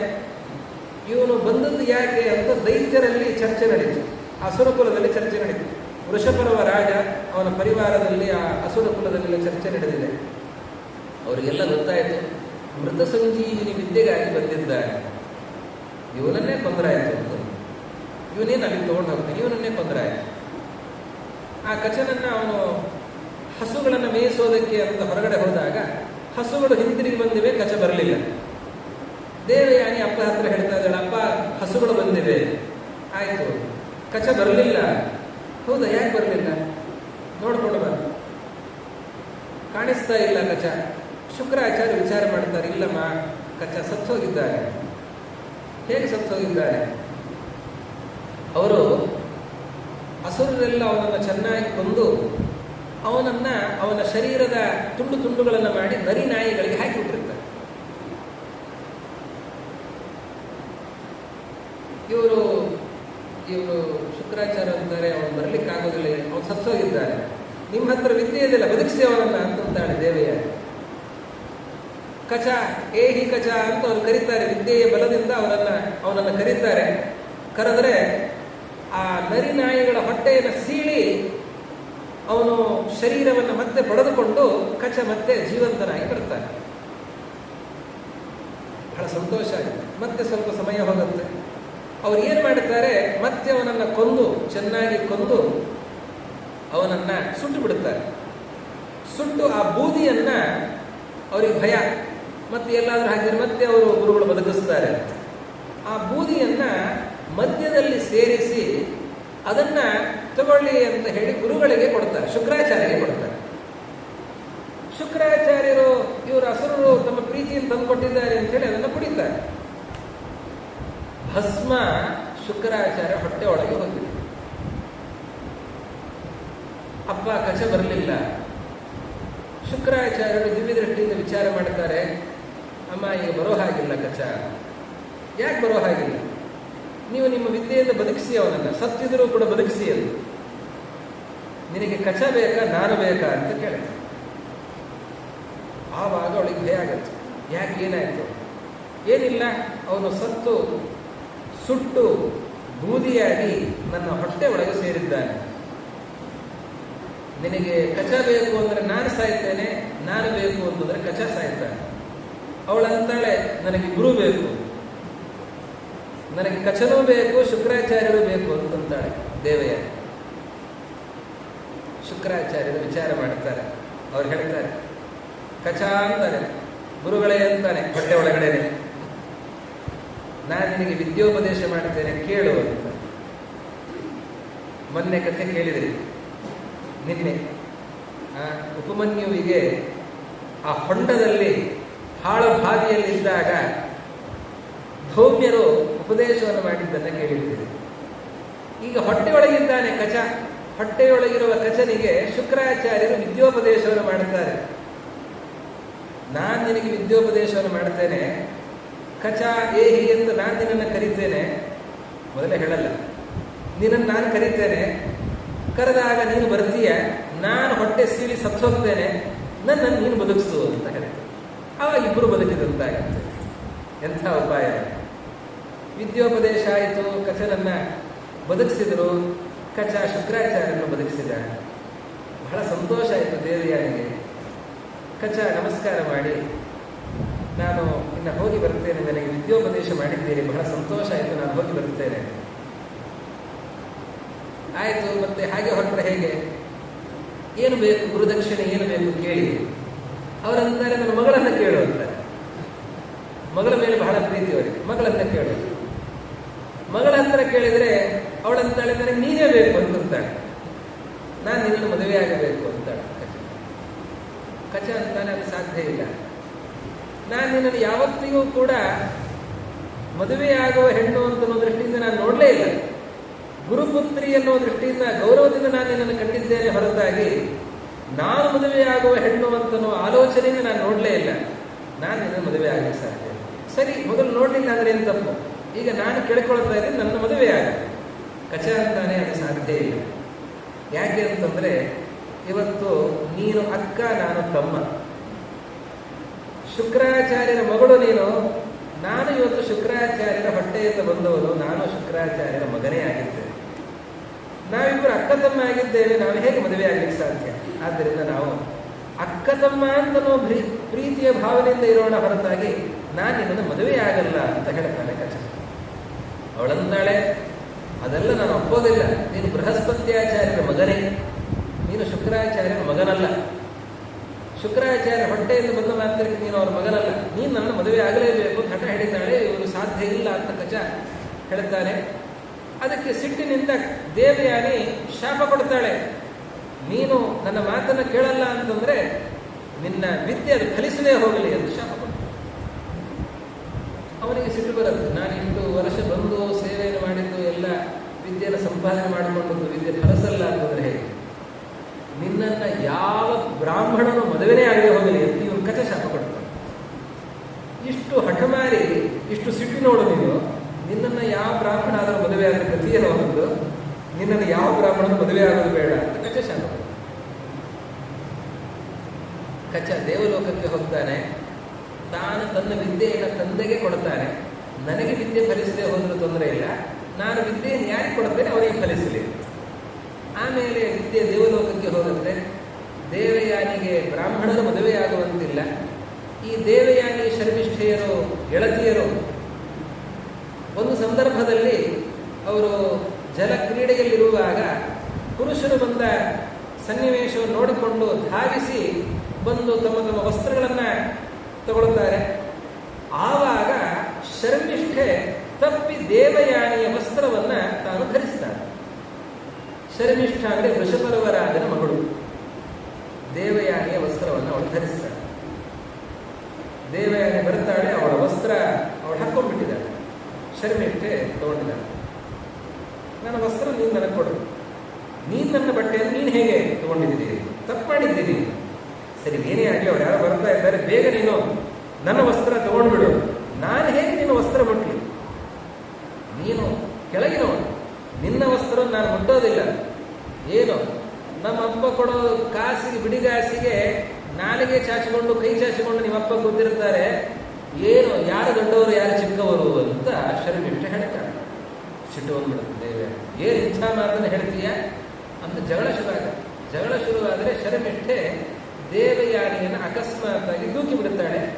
ದೂಕಿದರೆ ಅಲ್ಲಿ ಒಂದು ಹಾಡು ಬಾವಿಯಲ್ಲಿ ಬೀಳುತ್ತಾಳೆ ದೇವಯಾನಿ. ಯಯಾತಿರಾಜ ಬೇಟೆಯಾಡ್ತಾ ಬಂದವನು ಇಲ್ಲಿಗೆ ಬರ್ತಾನೆ. ನೀರಿದೆಯಾ ಅಂತ ಬರ್ತಾನೆ, ನೀರು ಸಿಗಲ್ಲ, ನೀರೇ ಸಿಗುತ್ತಾಳೆ. ಆ ಹಾಳು ಬಾವಿಯಲ್ಲಿ ದೇವಯಾನಿದ್ದಾಳೆ, ಯಾರಾದರೂ ತೀರಾ ಕಾಪಾಡುವರು ಅಂತ. ಇಲ್ಲಿ ಯಾರು ನನ್ನನ್ನು ಕರೀತಾ ಇದ್ದಾರೆ ಅಂತ ಯಯಾತಿರಾಜ ಬರುತ್ತಾನೆ. ಬಂದು ನೋಡಿದರೆ ದೇವಯಾನಿ. ಅವಳನ್ನ ಮೇಲಕ್ಕೆತ್ತುತ್ತಾನೆ, ಕೈ ಹಿಡಿದು ಮೇಲಕ್ಕೆತ್ತಾನೆ. ಎತ್ತಿದರೆ ಕೈ ಗಟ್ಟಿಯಾಗಿ ಹಿಡ್ಕೊಂಡ್ಬಿಡ್ತಾಳೆ. ಮೇಲೆ ತಂದಾಯ್ತಲ್ಲ, ವಸ್ತ್ರವನ್ನು ಕೊಡ್ತಾನೆ. ವಸ್ತ್ರ ಇಲ್ಲದೇನೆ ಬಿದ್ದಿದ್ದಾಳೆ ಪಾಪ. ಅದಕ್ಕೆ ತಮ್ಮ ಉತ್ತರಿಗೆಯನ್ನು ಕೊಟ್ಟು ಅವಳನ್ನು ಮೇಲಕ್ಕೆ ಎತ್ತಿದ್ದಾರೆ ಯಯಾತಿರಾಜ. ಆವಾಗ ದೇವಯಾನಿ ಅಂತಾಳೆ, ನಾನು ನಿನ್ನನ್ನು ಮದುವೆ ಆಗಬೇಕು ಅಂತಾಳೆ. ಇದೇನು ಒಳ್ಳೆ ಕಥೆ ಆಯ್ತಲ್ಲ, ಮದುವೆಯಾಗುವ ಹೆಣ್ಣು ಅಂದ್ರೆ ನೀನೇ ನನ್ನ ಗಂಡ ಅಂತ ಹೇಳಿದಂತಾಯ್ತು. ಇದೇನಿದು ಕಥೆ ಅಂತಂದ್ರೆ ಅದಕ್ಕೆ ಅವಳಂತಾಳೆ, ಇಲ್ಲ, ನನಗೆ ಬ್ರಾಹ್ಮಣರು ಮದುವೆ ಆಗುವಂತಿಲ್ಲ, ಅದಕ್ಕೆ ಕ್ಷತ್ರಿಯನಾದವರು ನೀನು ಮದುವೆ ಆಗಬೇಕು ಅಂತ ಕೇಳಿಕೊಡ್ತಾಳೆ. ಅದಕ್ಕೆ ದೇವಯಾನಿಗೆ ಯಯಾತಿಯ ಜೊತೆಯಲ್ಲಿ ಮದುವೆ ಆಗುತ್ತೆ. ಮದುವೆಯಾಗುವಾಗ ಶರ್ಮಿಷ್ಠೆಯನ್ನ, ದಾಸಿಯನ್ನ ಕರೆದುಕೊಂಡು ಹೋಗ್ತಾಳೆ. ಅಪ್ಪನಿಗೆ ಹೇಳಿಬಿಟ್ಟಿರ್ತಾಳೆ, ವೃಷಪರ್ವ ರಾಜನಂತ ಹೋಗಬೇಡ ಅಂತ. ಕೊನೆಗೆ ವೃಷಪರ್ವ ಕಾಲಿಗೆ ಬಿದ್ದು ಕೇಳಿದರೆ, ತಪ್ಪಾಯಿತು ಅಂತ ಕೇಳಿದರೆ, ನಿನ್ನ ಮಗಳು ಬರಬೇಕು. ಶರ್ಮಿಷ್ಠ ಬರ್ತಾಳೆ, ಅವಳು ಕೇಳ್ತಾಳೆ, ಹಾಗೆ ಅಲ್ಲ, ನೀನು ನನ್ನ ದಾಸಿಯಾಗಿರಬೇಕು. ನಾನು ಗಂಡನ ಮನೆಗೆ ಹೋದರೆ ಅಲ್ಲಿಯೂ ನೀನು ನನ್ನ ದಾಸಿಯೇ ಆಗಿರಬೇಕು ಅಂತ ಕೇಳಿಕೊಳ್ತಾಳೆ. ಹಾಗೆ ಹಠಮಾರಿಯಾದ ದೇವಯಾನಿ ಶರ್ಮಿಷ್ಠೆಯನ್ನು, ದಾಸಿಯನ್ನ ಕರೆದುಕೊಂಡು ಹೋಗಿದ್ದಾಳೆ. ನಂತರದಲ್ಲಿ ಯಯಾತಿರಾಜ ಶರ್ಮಿಷ್ಠೆಯ ಮದುವೆಯನ್ನು ಆಗ್ತಾನೆ. ಆ ದೇವಯಾನಿ ಶರ್ಮಿಷ್ಠೆ, ದೇವಯಾನಿಗೆ ಇಬ್ಬರು ಮಕ್ಕಳು, ಯದು ತುರುವಸು. ಆ ಯದುರಾಜ ಏನಿದ್ದಾರೆ, ಆ ಯದುರಾಜನಲ್ಲಿ ಬಂದಂಥವರು ಯಾದವರು. ಅಲ್ಲಿಯೇ ಅದೇ ಪರಂಪರೆಯಲ್ಲಿ ಕೃಷ್ಣನ ಅವತಾರ. ಯಯಾತಿಗೆ ದೇವಯಾನಿಯಲ್ಲಿ ಹುಟ್ಟಿದವನು ಯದು, ಅದೇ ವಂಶದಲ್ಲಿ ಬಂದಂಥವರು ಯಾದವರು. ಯದು ತುರುವಸು ಇಬ್ಬರು ಮಕ್ಕಳು. ದೃಹ್ಯು, ಆನು ಮತ್ತು ಪೂರು ಅಂತ 3 ಜನ ಶರ್ಮಿಷ್ಠೆಯರಲ್ಲಿ ಮಕ್ಕಳು. ಆ ಕೊನೆ ಮಗ ಪೂರು ಏನಿದ್ದಾನೆ, ಅವರಿಂದಲೇ ಪೂರು ವಂಶ ಬೆಳೀತಾ ಇದೆ ಅಂತ ಹೇಳಿ ಈ ಯಯಾತಿ ರಾಜ ಅವನು ಭಾರೀ ಧಾರ್ಮಿಕನಾಗಿ ನಂತರದಲ್ಲಿ ಮುದಿತನವನ್ನು ಪಡೆದು ತಂದೆಯ ಶಾಪದಿಂದ, ಮಾವನ ಶಾಪದಿಂದ ಅಳಿಯ ಮುದುಕನಾಗಿ ಶರ್ಮಿಷ್ಠೆಯನ್ನು ಮದುವೆಯಾದ್ದಕ್ಕೆ ಸಿಟ್ಟು ಶುಕ್ರಾಚಾರ್ಯರಿಗೆ. ದೇವಯಾನಿ ಬಂದು ಚಾಡಿ ಹೇಳಿದ್ದಾಳೆ. ಅದಕ್ಕೆ ಶುಕ್ರಾಚಾರ್ಯ ಶಾಪ ಕೊಡ್ತಾರೆ, ನೀನು ಮುದುಕನಾಗೋದು. ಮುದುಕನಾದರೆ ದೇವಯಾನಿ ಅಂತಾಳೆ, ನೀನು ಶಾಪ ಕೊಟ್ಟದ್ದು ಅವನಿಗ ನನಗ? ಗಂಡ ಮುದುಕ ಆಗಬೇಕು ಅಂದರೆ ಅವನ ಶಾಪ ಅವನಿಗೂ ಆಯಿತು ನನಗೂ ಆಯ್ತಲ್ಲ. ಛೆ ಎಂಥ ಕೆಲಸ ಆಗೋಯ್ತು. ಬಹಳ ಚೆನ್ನಾಗಿವೆ ಆ ಸಿಟ್ಟಿನ ಬಗ್ಗೆ ಹೇಳುವಂತಹ ಮಾತುಗಳು. ಆವಾಗ ಶುಕ್ರಾಚಾರ್ಯ ಹೇಳ್ತಾರೆ, ಸಿಟ್ಟು ಎಷ್ಟು ಹಾಳು ಮಾಡ್ತದೆ ಅಂತ. ಒಂದು 2-3 ಪ್ರಸಂಗದಲ್ಲಿ ಪ್ರತಿಯೊಂದು ಸನ್ನಿವೇಶ ಒಂದೊಂದು ಮಾತು ಕೂಡ ಬಹಳ ಸುಂದರ. ಮದ್ಯದ ನಿಂದನೆಯನ್ನು ಮಾಡುವಂತಹ ಶುಕ್ರಾಚಾರ್ಯರ ಮಾತುಗಳು ಬಹಳ ಚೆನ್ನಾಗಿ. ಯಾವ ಕಾರಣಕ್ಕೂ ಯಾರು ಮದ್ಯಪಾನವನ್ನು ಮಾಡಬಾರದು, ಅದು ಎಷ್ಟು ಅನರ್ಥಕಾರಿ ಅಂತ ಆ ಕಚ ಹೊಟ್ಟೆ ಸೇರಿದಾಗ ಆವಾಗ ಹೇಳುವಂತಹ ಮಾತುಗಳು. ಈಗ ಸಿಟ್ಟಿನಿಂದ ಶಾಪವನ್ನೇನು ಕೊಟ್ಟಿದ್ದಾರೆ, ಆ ಸಂದರ್ಭದಲ್ಲಿ ಹೇಳ್ತಾರೆ, ಸಿಟ್ಟು ಎಲ್ಲ ತಪಸ್ಸನ್ನು ಹಾಳು ಮಾಡುತ್ತದೆ, ಎಲ್ಲ ಸಂಸಾರವನ್ನು ಹಾಳು ಮಾಡುತ್ತದೆ, ಎಲ್ಲವನ್ನು ಹಾಳು ಮಾಡ್ತದೆ. ಅದಕ್ಕೆ ಯಾರೂ ಸಿಟ್ಟಾಗಬಾರದು ಅಂತ ಶುಕ್ರಾಚಾರ್ಯರು ಸಿಟ್ಟಿನ ಬಗ್ಗೆ ಆಡುವಂತಹ ಬಹಳ ಸುಂದರವಾದ ಮಾತುಗಳಿವೆ. ಹಾಗೆ ಹೇಳಿ ಆ ಯಯಾತಿ ಹೇಳ್ತಾರೆ, ನೀನು ಬೇಕಾದರೆ ಶಾಪ ಕೊಟ್ಟಿದ್ದೇನೆ, ಇದನ್ನ ಇನ್ನೊಬ್ಬರಿಗೆ ಬೇಕಾದರೆ ವರ್ಗಾವಣೆ ಮಾಡಬಹುದು ಅಂತ. ಆ ಯಯಾತಿ ರಾಜ ವಿಚಾರ ಮಾಡಿ ತನ್ನ ಮಕ್ಕಳಿಗೆ ಕೇಳ್ತಾನೆ. ಕೊನೆ ಮಗ, ಸಣ್ಣ ಮಗ, ಅವನು ಒಪ್ಪಿಕೊಳ್ಳುತ್ತಾನೆ. ತಂದೆಯ ವಾರ್ಧಕ್ಯವನ್ನ ಮಗ ಸ್ವೀಕರಿಸ್ತಾನೆ, ಮಗನ ತಾರುಣ್ಯವನ್ನ ತಂದೆ ಸ್ವೀಕರಿಸಿ ತಂದೆ ತರುಣನಾಗ್ತಾನೆ, ಮಗ ವೃದ್ಧನಾಗ್ತಾನೆ. ಹಾಗೆ 1000 ವರ್ಷ ಸಾಮ್ರಾಜ್ಯವನ್ನ ಪಾಲನೆ ಮಾಡಿ ಚಕ್ರವರ್ತಿಯಾಗಿ ಅನೇಕ ಯಾಗಗಳನ್ನು ಮಾಡಿ ದಾನ ಧರ್ಮಗಳನ್ನು ಮಾಡಿ ಯಯಾತಿ ರಾಜ ಮತ್ತೆ ಆ ವಾರ್ಧಕ್ಯವನ್ನು ಸ್ವೀಕಾರ ಮಾಡಿ ಮಗನನ್ನು ತರುಣನನ್ನಾಗಿ ಮಾಡ್ತಾನೆ. ಕಾಡಿಗೆ ಹೋಗಿ ತಪಸ್ಸನ್ನು ಮಾಡಿ ಅವನು ಯಯಾತಿ ಶರ್ಮಿಷ್ಠ ದೇವಯಾನಿಯರ ಜೊತೆಗೆ ದೇವಲೋಕಕ್ಕೆ ಹೋಗ್ತಾನೆ. ಸ್ವರ್ಗದಲ್ಲಿ ಅನೇಕ ಕಡೆಗಳಲ್ಲಿ ವಾಸ ಮಾಡಿ ಕೊನೆಗೆ ಅವನು ನಂದನವನದಲ್ಲಿ 1000 ವರ್ಷ, ಆಮೇಲೆ ಇಂದ್ರ ಸದನದಲ್ಲಿ 1000 ವರ್ಷ, ಹೀಗೆ ಅನೇಕ ಕಡೆಗಳಲ್ಲಿ ಅವನು ಸುಖಗಳನ್ನು ಅನುಭವಿಸಿ ನಂತರದಲ್ಲಿ ಅವನು ಒಂದು ಸಂದರ್ಭದಲ್ಲಿ ಯಯಾತಿರಾಜ ಇಂದ್ರದೇವರ ಎದುರಿನಲ್ಲಿರುವಾಗ, ನೀನು ಎಲ್ಲರನ್ನ ನೋಡಿದ್ದೀಯಲ್ಲ, ನಿನಗೆ ಅತ್ಯಂತ ಧಾರ್ಮಿಕ ಅಂತ ಯಾರು ಅನಿಸಿದ್ದಾರೆ? ಅವನಂತಾನೆ, ನನ್ನಷ್ಟು ಧಾರ್ಮಿಕ ಯಾರಿಲ್ಲೇ ಇಲ್ಲ ಅಂತ. ತಕ್ಷಣದಲ್ಲಿ ನೀನು ಬೀಳು ಅಂತ ಹೇಳ್ತಾನೆ. ಅವನ ಪುಣ್ಯವು ಕ್ಷಯಿಸಿದೆ. ಯಾವಾಗ ಅಹಂಕಾರ ಬಂತು ಪುಣ್ಯ ಎಲ್ಲ ನಾಶ ಆಗುತ್ತೆ. ಮೇಲಿಂದ ಬೀಳ್ತಾ ಇದ್ದಾನೆ, ತಲೆ ಕೆಳಗಾಗಿ ಬೀಳ್ತಾ ಇದ್ದಾನೆ. ಆವಾಗಂತಾನೆ, ದಯಮಾಡಿ ನನ್ನನ್ನು ಬೀಳ್ತಾ ಇದ್ದೇನೆ, ಹೌದು, ಇದನ್ನ ಏನು ಮಾಡ್ಲಿಕ್ಕಾಗಲ್ಲ, ತಪ್ಪಿಸ್ಲಿಕ್ಕಾಗಲ್ಲ, ಸಜ್ಜನರ ಮಧ್ಯದಲ್ಲಿ ನನ್ನನ್ನು ಬೀಳಿಸಿ ಅಂತ ಕೇಳಿಕೊಳ್ತಾನೆ. ಆವಾಗ ಅವನನ್ನ ಸಜ್ಜನರ ಮಧ್ಯದಲ್ಲಿ ಬಿಡಿಸ್ತಾ ಇದ್ದಾನೆ. ಅಷ್ಟಕ ಅಂತ ಬಂದಿದ್ದಾನೆ. ಅವನು ನೋಡ್ತಾನೆ, ಎಂಥ ವರ್ಚಸ್ಸು, ಯಾರು ನೀನು? ಅವನ ಮಾತುಗಳನ್ನ ಕೇಳ್ತಾನೆ. ಯಯಾತಿಯ ಜೊತೆ ಸಂವಾದ ನಡೀತದೆ. ಅಷ್ಟಕ, ಪ್ರತರ್ಧನ, ಶಿಬಿ ಇವರೆಲ್ಲರ ಜೊತೆಯಲ್ಲಿ ಸಂವಾದ ನಡೆದಿದೆ. ಬಹಳ ಸುಂದರವಾದ ಸಂವಾದ. ಯಯಾತಿ ಮಹಾರಾಜ ದೇವಲೋಕವನ್ನು ನೋಡಿ ಬಂದವನು, ಮನುಷ್ಯ ಲೋಕವನ್ನು ನೋಡಿದವನು, ಆಳಿದವನು. ಅವನು ತನ್ನ ಅನುಭವಗಳನ್ನು ಹೇಳ್ತಾ ಧರ್ಮದ ಅನೇಕ ಮಾತುಗಳನ್ನು ಹೇಳ್ತಾನೆ. ಕೊನೆಗೆ, ಯಾಕೆ ನೀನು ಇಲ್ಲಿಗೆ ಬಂದಿದ್ದಿ ಅಂತಂದ್ರೆ, ನನ್ನ ಪುಣ್ಯ ಕ್ಷಯ ಆಗಿದೆ, ಅದಕ್ಕೆ ನಾನು ಇಲ್ಲಿಗೆ ಬಂದಿದ್ದೇನೆ. ಆವಾಗ ಅವರೆಲ್ಲ ಹೇಳ್ತಾರೆ, ನನ್ನ ಪುಣ್ಯ ನೀನು ತಗೋ, ನೀನು ಹೋಗು ಮತ್ತೆ ಸ್ವರ್ಗಕ್ಕೆ ಅಂತ. ಶಿಬಿ ಹೇಳ್ತಾನೆ, ಪ್ರತರ್ಧನ ಹೇಳ್ತಾನೆ, ಅಷ್ಟಕ ಹೇಳ್ತಾನೆ, ನಾನು ತಗೊಳ್ಳೋದಿಲ್ಲ ಅಂತಂತ. ನಾನು ಕ್ಷತ್ರಿಯ, ಕೊಟ್ಟು ಬರ್ತೇ ಹೊರತು ತಗೊಂಡು ಬರ್ತಿಲ್ಲ, ನನಗೆ ನಾನು ತಗೊಳ್ಳೋದಿಲ್ಲ ಅಂತಂತಾನೆ. ಅಷ್ಟೊತ್ತಿಗೆ ಒಬ್ಬಳು ಹೆಣ್ಣುಮಗಳು ಬರ್ತಾಳೆ. ಅವಳ ಹೆಸರು ಮಾಧವಿ ಅಂತ. ಅವಳು ಬಂದವಳೆ ಅವನಿಗೆ ನಮಸ್ಕಾರ ಮಾಡ್ತಾಳೆ. ಇವರೆಲ್ಲ ಯಾಕೆ ನಮಸ್ಕಾರ ಮಾಡಿದೀವಿ ಅಂತ. ಅಲ್ಲಿ ಒಂದು ಮಾತಿದೆ, ಅಷ್ಟಕ ಹೇಳುವಂತಹ ಮಾತು, ಅವಿದ್ವಾಶ್ಚೇ ವಯಸ ಯಸ್ಸ ವೃದ್ಧ ಇತೀಹ ರಾಜನ್ ನಾಭಿವಾದ್ಯ ಕಥಂಚಿತ್ ಯೋ ವೈ ವಿದ್ವಾನ್ ವಯಸ ನಸ್ಮ ವೃದ್ಧ ಸವೈ ಪೂಜ್ಯೋ ಭವತಿ ದ್ವಿಜಾನ. ವಯಸ್ಸಾಗಿದೆ ಅಂತ ನಮಸ್ಕಾರ ಮಾಡೋದಲ್ಲ, ತಲೆಬಾಗೋದಲ್ಲ ಅಂತ. ವಯಸ್ಸಾಗಿರ್ತದೆ, ಆದರೆ ಜ್ಞಾನ ಇಲ್ಲ ಅಂತಾದರೆ ಅವನು ಪೂಜ್ಯ ಅಂತ ಆಗೋದಿಲ್ಲ. ಒಬ್ಬ ವ್ಯಕ್ತಿ ಜ್ಞಾನದಿಂದ ಪೂಜ್ಯನಾಗ್ತಾನೆ ಹೊರತಾಗಿ ಕೇವಲ ವಯಸ್ಸಿನಿಂದ ಪೂಜ್ಯನಾಗೋದಿಲ್ಲ. ಅದಕ್ಕೆ ನಿನ್ನ ಜ್ಞಾನ ಎಷ್ಟರ ಮಟ್ಟಿಗಿದೆ ಅಂತ ಯಯಾತಿಯ ಜ್ಞಾನದ ಪರೀಕ್ಷೆ ನಡೀತದೆ. ಬಹಳ ಚಿಂತನೆ ಸಂವಾದಗಳು ಬಹಳ ಸುಂದರವಾಗಿ ನಡೀತವೆ. ಮಾಧವಿ ಬಂದವಳೇ ನಮಸ್ಕಾರ ಮಾಡಿದ್ದಾಳೆ. ಯಾಕೆ ನೀನು ಯಾಕೆ ನಮಸ್ಕಾರ ಮಾಡಿದೀಯ ಅಂತ ಕೇಳ್ತಾರೆ ಅಟ್ಟಕ. ಅವರಂತಾರೆ, ಇವನು ನಮ್ಮಪ್ಪ, ನೀವು ನಮಸ್ಕಾರ ಮಾಡಿ ಅಂತ. ಇವರು ಅಷ್ಟಕಾಶಿವಿ ಮೊದಲಾದವರೆಲ್ಲ ಮಾಧವಿಯ ಮಕ್ಕಳು, ಮಾಧವಿ ಯಯಾತಿಯ ಮಗಳು. ಹಾಗಾಗಿ ಅವರೆಲ್ಲ ಯಯಾತಿಗೆ ಮಗಳ ಮಕ್ಕಳು. ಅವರ ಜೊತೆ ಸಂವಾದವನ್ನು ಮಾಡಿ ಬಹಳ ಸಂತುಷ್ಟನಾಗಿ ಆವಾಗ ಯಯಾತಿ ಹೇಳ್ತಾನೆ, ಬಹಳ ಸಂತೋಷ ಆಯಿತು ಇಂತಹ ಮೊಮ್ಮಕ್ಕಳ ಜೊತೆಯಲ್ಲಿ ಮಾತನಾಡಿ. ಈ ಮೊಮ್ಮಕ್ಕಳು ಅಂತಂದ್ರೆ ಅಜ್ಜನಿಗೆ, ತಾಯಿಯ ತಂದೆಗೆ ಬಹಳ ಪ್ರಿಯ. ಆದ್ದರಿಂದಾಗಿ ಶ್ರಾದ್ದದಲ್ಲಿ ಮಗಳ ಮಕ್ಕಳಿಗೆ ಬಹಳ ಮಹತ್ವ ಇದೆ. ತ್ರೀಣಿ ಶ್ರಾದ್ಧೇ ಪವಿತ್ರಾಣಿ ದೌಹಿತ್ರ ಕುತಪಸ್ಥಿಲಾಹ. ಶ್ರಾದ್ದದಲ್ಲಿ 3 ಪವಿತ್ರ: ಮಗಳ ಮಗ, ಕುತಪ ಕಾಲ ಮತ್ತೆ ಎಳ್ಳು. ಎಳ್ಳು ಎಷ್ಟು ಮುಖ್ಯನೋ ಮೊಮ್ಮಗನು ಅಷ್ಟೇ ಮುಖ್ಯ ಅಂತ.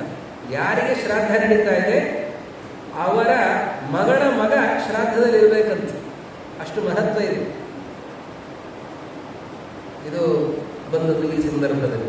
ಎಲ್ಲರೂ ಕೂಡ ಹೇಳೋದಿದೆ ಮೊಮ್ಮಗ ಇರಬೇಕು ಶ್ರಾದ್ದದಲ್ಲಿ ಅಂತ. ಯಯಾತಿ ಈ ಸಂದರ್ಭದಲ್ಲಿ ಮಾತನ್ನು ಹೇಳ್ತಾರೆ. ಅವತ್ತಿನಿಂದ ಈ ಪರಂಪರೆ ನಡೆದು ಬಂದಿದೆ ಅಂತ ಹೇಳ್ತಾರೆ.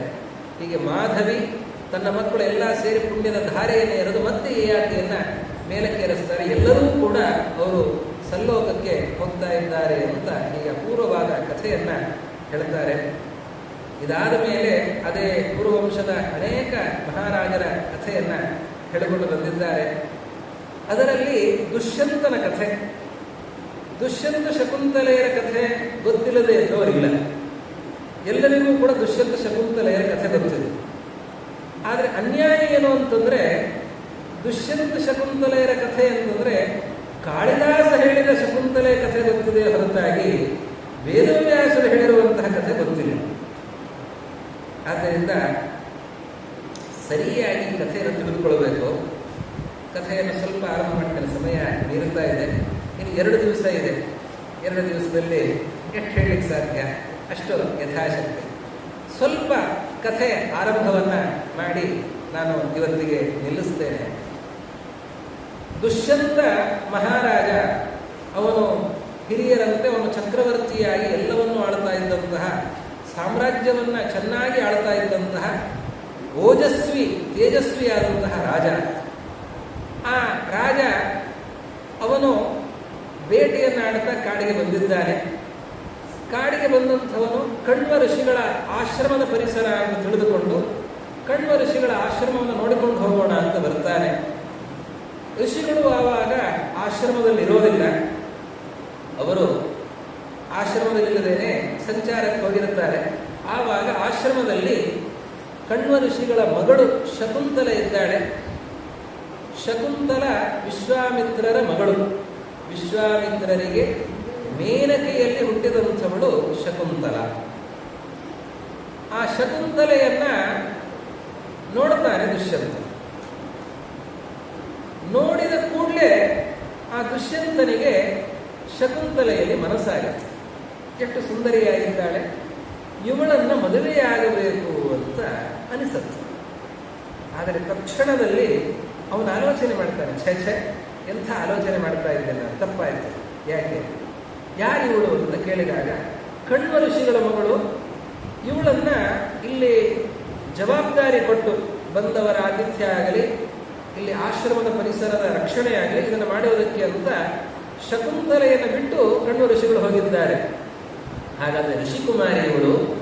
ಋಷಿಕುಮಾರಿಯನ್ನು ನಾನು ಕ್ಷತ್ರಿಯನಾಗಿ ಬ್ರಾಹ್ಮಣ ಕುಮಾರಿಯನ್ನು ಮದುವೆಯಾಗೋದು ತಪ್ಪು. ಇನ್ನು ಬ್ರಾಹ್ಮಣ ಕುಮಾರ ರಾಜಕುಮಾರಿಯನ್ನು ಮದುವೆಯಾಗಬಹುದು, ಋಷಿಕುಮಾರಿಯನ್ನ ಕ್ಷತ್ರಿಯ ಮದುವೆಯಾಗುವಂತಿಲ್ಲ. ನಾನು ಆಲೋಚನೆ ಮಾಡಿದ್ದು ತಪ್ಪಾಯ್ತಲ್ಲ ಅಂತ ಅಂದ್ಕೊಳ್ತಾನೆ. ಆದರೆ ಅನಿಸುತ್ತವನಿಗೆ, ಇಲ್ಲ, ತಪ್ಪಾಗಲಿಕ್ಕೆ ಸಾಧ್ಯ ಇಲ್ಲ. ಯಾಕೆ ಅಂತಂದ್ರೆ, ನಾನು ಇವಳನ್ನು ಮದುವೆ ಆಗಬೇಕು ಅಂತ ಬಯಸ್ತಾ ಇದ್ದೇನೆ, ನನ್ನ ಮನಸ್ಸು ಇವಳನ್ನು ಅಪೇಕ್ಷೆ ಪಡ್ತಾ ಇದೆ ಅಂತಂದ್ರೆ ಖಂಡಿತವಾಗಿ ಇವಳು ಕಣ್ವ ಋಷಿಗಳ ಮಗಳಾಗಲಿಕ್ಕೆ ಸಾಧ್ಯ ಇಲ್ಲ ಅಂತಾನೆ ದುಷ್ಯಂತ. ಆವಾಗ ಒಂದು ಮಾತನ್ನು ಹೇಳ್ತಾನೆ, ಯಾಕೆ ಅಂತಂದ್ರೆ ನನ್ನ ಮನಸ್ಸು ಎಂದಿಗೂ ಕೂಡ ತಪ್ಪು ದಾರಿಯಲ್ಲಿ ಹೋಗಲಿಲ್ಲ. ದುಷ್ಯಂತ ಹೇಳುವಂತಹ ಮಾತು, ನನ್ನ ಮನಸ್ಸು ಎಂದಿಗೂ ಕೂಡ ತಪ್ಪು ದಾರಿಯಲ್ಲಿ ಹೋಗಲಿಲ್ಲ, ತಪ್ಪು ಆಲೋಚನೆಯನ್ನು ನಾನು ಮಾಡಿಲ್ಲ. ಇವಳನ್ನು ನಾನು ಬಯಸ್ತಾ ಇದ್ದೇನೆ ಅಂತಂದ್ರೆ ನಾನು ಸ್ವೀಕಾರ ಮಾಡುವುದಕ್ಕೆ ಯೋಗ್ಯ ಕನ್ಯೆಯೇ ಆಗಿರಬೇಕು ಇವಳು. ಈ ವಿಷಯವನ್ನ ಕಾಳಿದಾಸನು ಕೂಡ ಬಹಳ ಚೆನ್ನಾಗಿ ಅದೇ ರೀತಿಯಲ್ಲಿ ನಿರೂಪಣೆ ಮಾಡ್ತಾನೆ.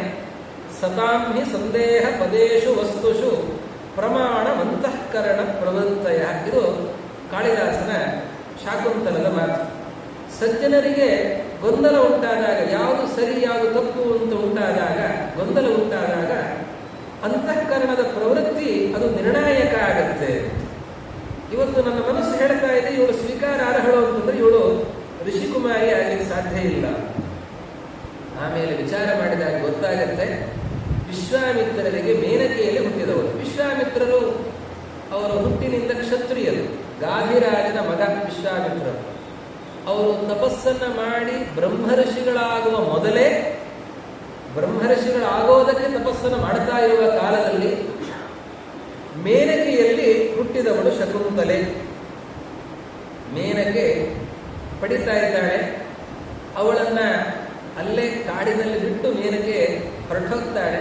ಹೊರಟೋದ್ರೆ ಆ ಪುಟ್ಟ ಎಳೆ ಮಗು ಕಾಡಿನಲ್ಲಿದೆ ಇದ್ರೆ ಹಕ್ಕಿಗಳು ಬಂದು ಆ ಮಗುವಿಗೆ ರಕ್ಷಣೆಯನ್ನು ಕೊಡ್ತವೆ. ತಮ್ಮ ರೆಕ್ಕೆಯನ್ನ ಬಿಡಿಸಿ ಆ ಮಗುವನ್ನು ನೋಡಿಕೊಳ್ಳುತ್ತವೆ, ಆ ಎಳೆ ಮಗುವನ್ನು. ಆ ಹಕ್ಕಿಗಳು ಬಂದು ಆ ಮಗುವಿಗೆ ಏನು ಬೇಕು ಅದನ್ನು, ನೀರನ್ನ ಮತ್ತೊಂದನ್ನ ತಂದು ಅದರ ಬಾಯಲ್ಲಿ ಹಾಕ್ತವಂತೆ. ಹೀಗೆ ಹಕ್ಕಿಗಳು, ಶಕುಂತ ಅಂದ್ರೆ ಹಕ್ಕಿಗಳು, ಹಕ್ಕಿಗಳು ಯಾರನ್ನ ಲಾಲನೆ ಮಾಡಿ ಬೆಳೆಸಿವೆಯೋ ಅವಳು ಶಕುಂತಲ. ಶಕುಂತ ಅಂದ್ರೆ ಹಕ್ಕಿ, ಹಕ್ಕಿಗಳು ಯಾರನ್ನ ಲಾಲನೆ ಮಾಡಿ ಬೆಳೆಸಿವೆಯೋ ಅವಳು ಶಕುಂತಲ. ಅನಂತರದಲ್ಲಿ ಆ ಮಗುವನ್ನ ಕಣ್ವ ಋಷಿಗಳು ತಮ್ಮ ಆಶ್ರಮಕ್ಕೆ ಕರೆದುಕೊಂಡು ಬಂದು ಬೆಳೆಸ್ತಾರೆ. ಹೀಗೆ ಕಣ್ವ ಋಷಿಗಳ ಸಾಕು ಮಗಳೇ ಹೊರತು ಅವರಿಗೆ ಹುಟ್ಟಿದ ಮಗಳಲ್ಲ ಅನ್ನೋ ವಿಷಯ ಗೊತ್ತಾದಾಗ ಅವನಂತಾನೆ, ನಾನು ಆಲೋಚನೆ ಮಾಡಿದ್ದು ಸರಿಯಾಯಿತು, ಇವತ್ತು ನನ್ನ ಮನಸ್ಸು ತಪ್ಪು ಆಲೋಚನೆ ಮಾಡೋದಿಲ್ಲ ಅಂತನ್ನೋದಕ್ಕೆ ಇನ್ನೊಂದು ಸಾಕ್ಷಿ ನನಗೆ ಸಿಕ್ತು ಅಂತನ್ನುವ ಭಾವನೆಯಲ್ಲಿ ಮುಂದೆ ಗಾಂಧರ್ವ ವಿವಾಹಕ್ಕೆ ಮುಂದಾಗ್ತಾನೆ. ಮುಂದಿನ ಘಟನೆ, ಇಲ್ಲಿಯ ತನಕ ಕಥೆ ನಿಮಗೆ ಗೊತ್ತಿರುವಂತೆ ವ್ಯತ್ಯಾಸ ಇಲ್ಲ. ಇಲ್ಲಿಯ ಮುಂದೆ ಕಾಳಿದಾಸನ ಶಾಕುಂತಲ ಕಥೆಗೂ ನಿಜವಾದ ಘಟನೆಗೂ ಇತಿಹಾಸಕ್ಕೂ ವೇದವ್ಯಾಸರು ವಾಸ್ತವ ಘಟನೆಯನ್ನು ಹೇಳ್ತಾರೆ. ಈಗ ನಿಮಗೆ ಗೊತ್ತಿದೆ ಏನು ಸತ್ಯ ಅಸತ್ಯ, ಒಳ್ಳೆಯದು ಕೆಟ್ಟದ್ದು, ಸರಿಯಾದ್ದು ತಪ್ಪಾದದ್ದು, ಅದನ್ನೆಲ್ಲವನ್ನೂ ಕೂಡ ಯಥಾವತ್ತಾಗಿ ಉಲ್ಲೇಖ ಮಾಡುತ್ತಾರೆ ವೇದವ್ಯಾಸದೇವರು. ಆದರೆ ಕೆಲವರು ಕಾಳಿದಾಸ ಸರಿ ಮಾಡಿದ್ದಾನೋ ತಪ್ಪು ಮಾಡಿದ್ದಾನೋ, ಯಾಕೆ ಹಾಗೆ ಮಾಡಿದ್ದಾನೆ ಅನ್ನೋ ವಿಮರ್ಶೆಯ ಜೊತೆಯಲ್ಲಿ ವೇದವ್ಯಾಸರ ಆ ನಿರೂಪಣೆಯ ನೈಜ ಕಥೆಯ ಚಿಂತನೆಯ ಜೊತೆಯಲ್ಲಿ ಪಾಂಡವರ ಜನನದ ತನಕ, ಪಾಂಡವರ ಉತ್ಪತ್ತಿಯ ತನಕವೂ ಕೂಡ ನಾಳೆ ಸುದೀರ್ಘವಾದ ಕಥೆಯ ಚಿಂತನೆಯನ್ನ ಮಾಡಲಿಕ್ಕೆ ಇದೆ. ನಾಳೆ ಮತ್ತೆ ಸೇರಿದಾಗ ಅದನ್ನು ನೋಡೋಣ ಅಂತ ಹೇಳ್ತಾ, ಗೋವರ್ಧನಧರಂ ವಂದೇ ಗೋಪಾಲಂ ಗೋಪರೂಪಿಣಂ ಗೋಕುಲೋತ್ಸವಮೀಶಾನಂ ಗೋವಿಂದಂ ಗೋಪಿಕಾಪ್ರಿಯಂ ಗೋವರ್ಧನಧರಂ ವಂದೇ ಗೋಪಾಲಂ ಗೋಪರೂಪಿಣಂ ಗೋಕುಲೋತ್ಸವಮೀಶಾನಂ ಗೋವಿಂದಂ ಗೋಪಿಕಾಪ್ರಿಯಂ